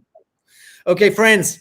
Lastly, man of the hour, my bestie, the one you've been waiting for. Yes, it is the man, Scott McKay, Patriot Street Fighters. Good to see you, brother. Buddy, when I popped in here to watch and I saw you calling somebody moron, I'm like, oh, this is going to be my favorite show today. I called him a lot worse. I called him a pernicious little tit, an ignominious twat, and other superlatives that I'm sure you would agree with.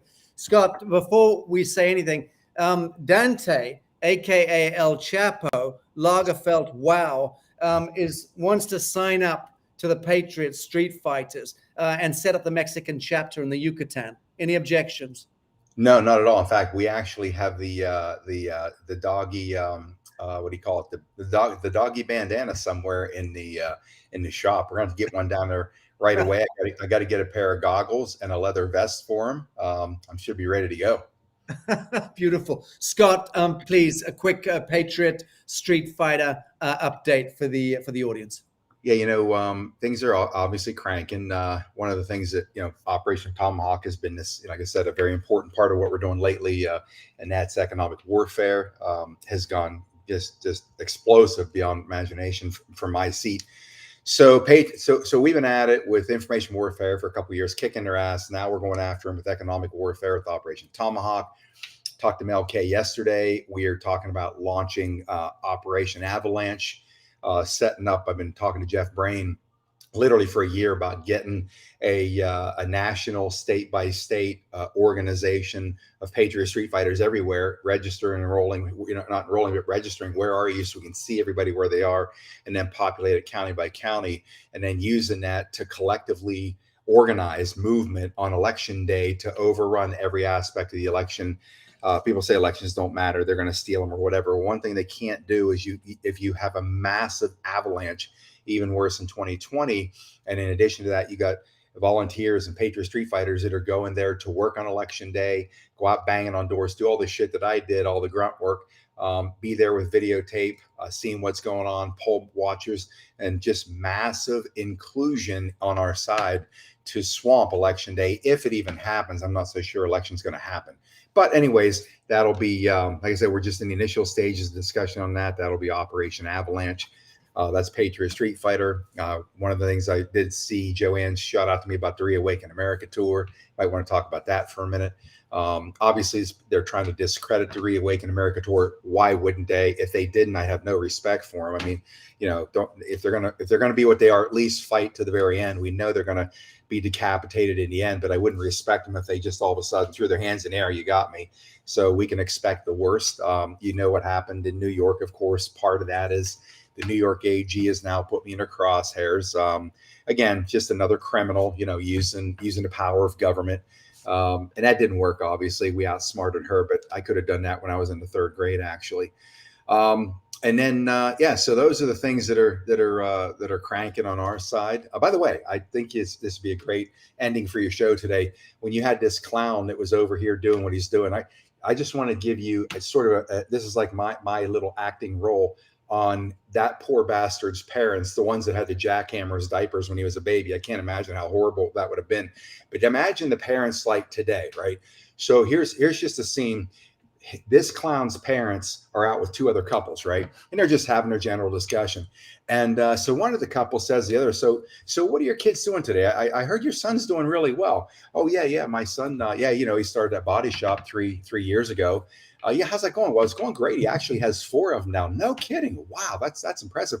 What about your son? He was in med school, right? Yeah, he's a neurosurgeon. He's actually in the administrative side of the hospital. He's also a neurosurgeon and blah, blah, blah. It's like, no kidding.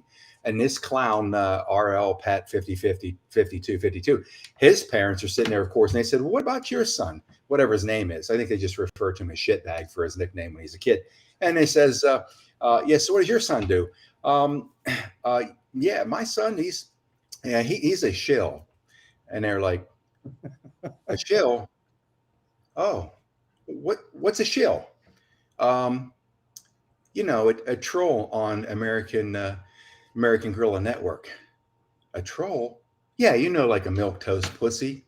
And they're looking at each other and they're like, check, please. That's that poor bastard's parents' life. Imagine what this shitbag's life must be. But I'm rolling here and seeing you. People say, and of course, I respect you folks. You say, hey, just rise above it, rise above it. And people wonder why I went on attack with this bullshit. Here's the deal. We have allowed all these people from the Vatican, the 13 families, right on down to the shills, trolls, and milquetoast pussies get away with this stuff all of our existence. And look what happens when we let them get away with it. That's right. Exactly right.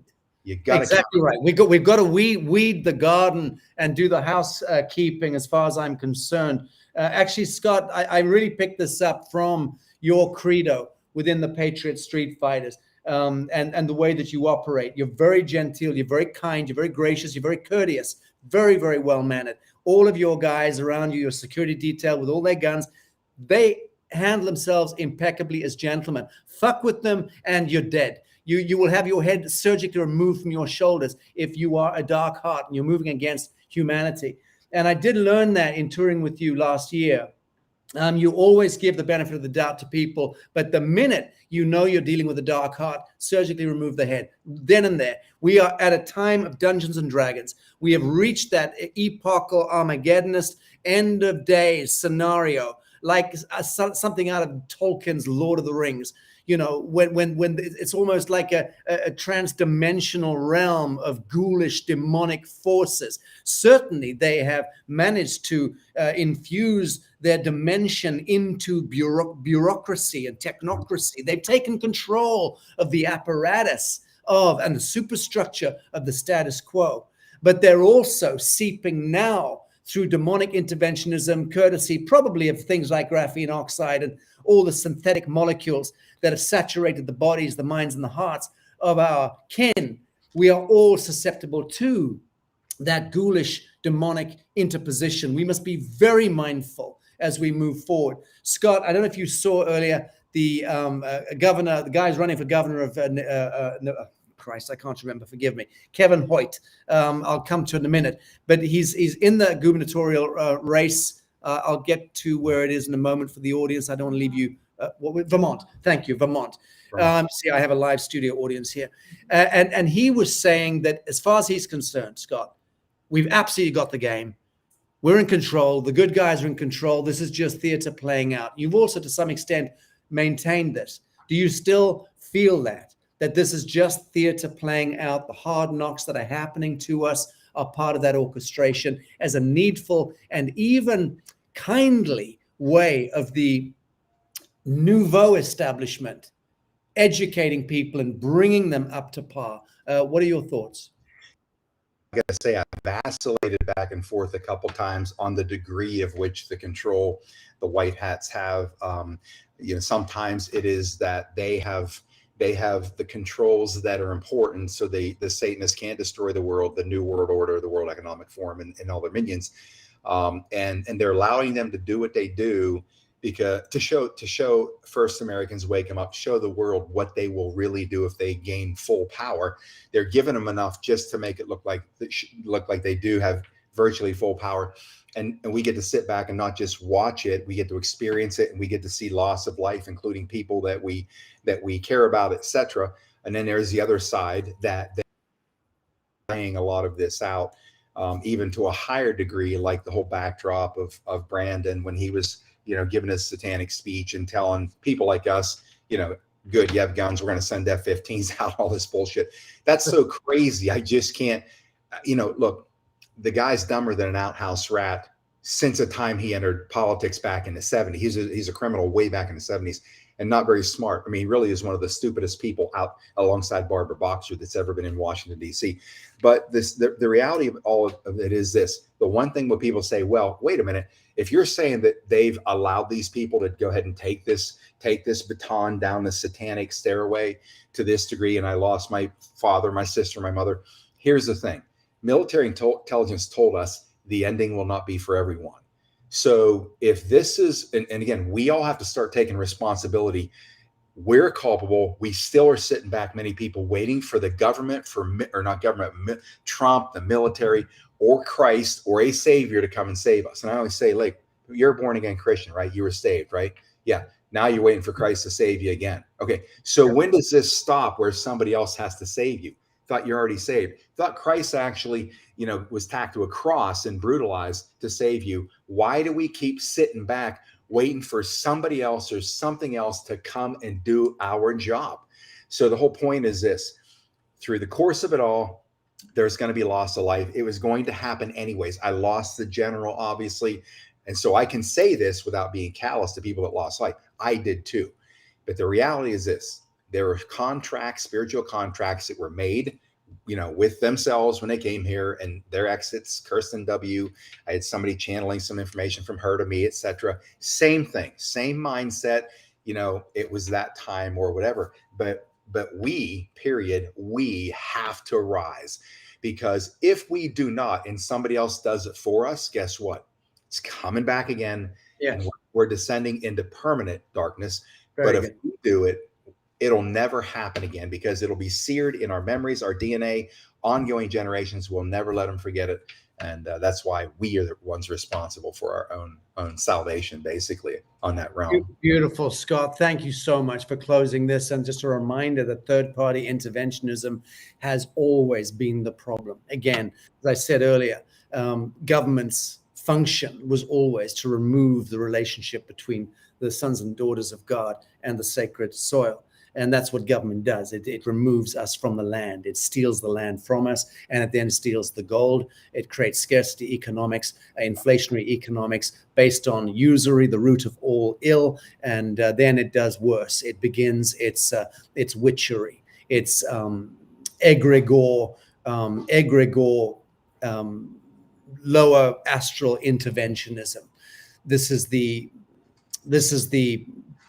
in a sense, to put it into context for people, this is how demonic elements, far-flung constellations in our temporal universe or cosmos, some of them very malignant and very malevolent intelligences, have over vast cycles of so-called time managed to interpose their own agendas and their own intelligence into the earth plane and genetically hybridize the human being. So we become today, in the year 2022, a fictitious notion of time dreamt up by a Gregorian calendric and Julian calendric systems issuing from the Vatican satanic construct, which is predicated itself on the ritual sacrifice and slaughter of all of the indigenous peoples of the world under the anvil of the white man's poison, which is to say the crowns of Europe, the imperial crowns of Europe,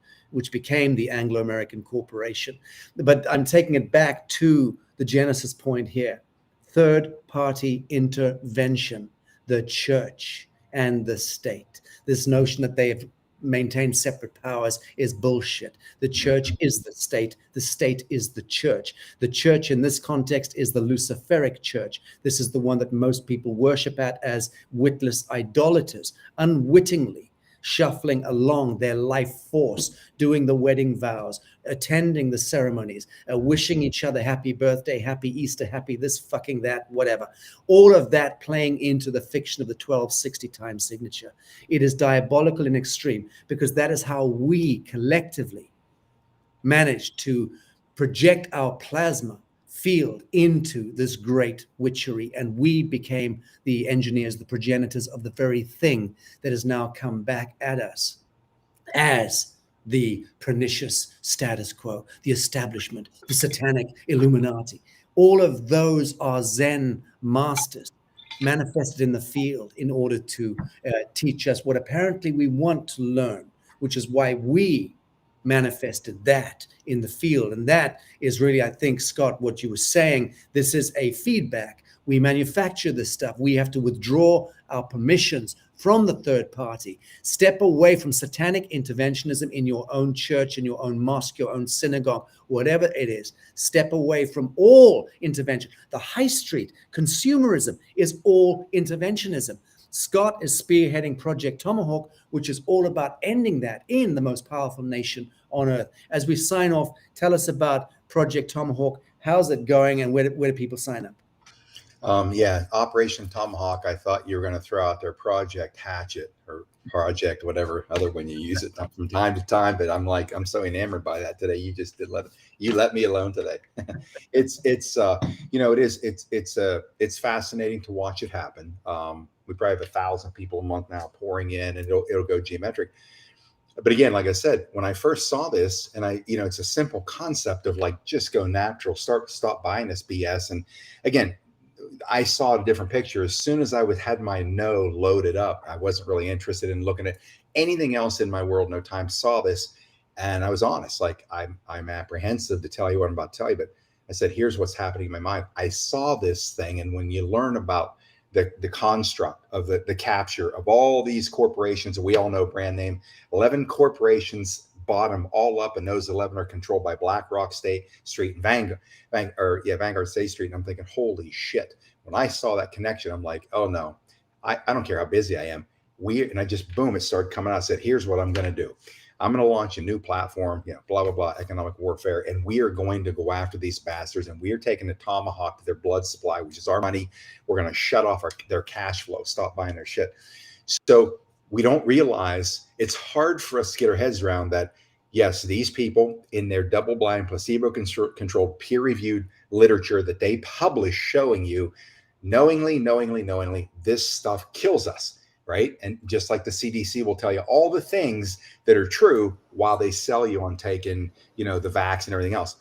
Because the only way the karmic wheel stops for the Satanists is they've got to tell you the truth, right? You got to be, but over here they can deceive you. And now what these companies have done has spent hundreds of billions, if not trillions, to program us that it's okay and it's safe to take this poison over a period of time. There's no debate here. The food industry, the value, nutritional value has plummeted in the last 30 years because corporations bought up all the farms. And then you combine that with what we see in modern consumables today. And we've watched this trajectory of disease, which is just unexplainable. I saw that, and that was like the second piece of a three-piece puzzle. I'm like, holy shit. And now to wake people up, to help them understand, look, every time you go into one of these big box stores and you buy whatever consumables are in your kitchen sink cover, bathroom sink cover, laundry room, bathroom, putting on your baby's ass, Johnson & Johnson sued twice for putting asbestos in baby powder. If you continue to do that, you are giving money to your killers. End of story. Yeah, very good. Scott, thank you for that. So, friends, that is how you rid our temporal hologram from the third-party intervention. That is the twisted aspect of the church and the state. Those days are going to be behind us soon enough as we move into our own orchestration of an ascension spiral of good human beings projecting good ideas, thoughts, affirmations, dreaming wisely, in short, loving and being loved in equal measure, not asking permission, telling that devil to get thee behind me, Satan. That's where we find ourselves here at the end of the AGN broadcast. I want to thank my producer, Joanne. I want to thank Scotty Sachs, and I want to thank my beloved friend, Scott McKay. Love you, Scott. Love you, Scotty. Thanks, Joanne. Guys. Bye for now. Brother Scott, see you. See you, buddy. Good to see you, Scotty. Bye, Joanne. Guys. Much love to you, Sasha. Everybody.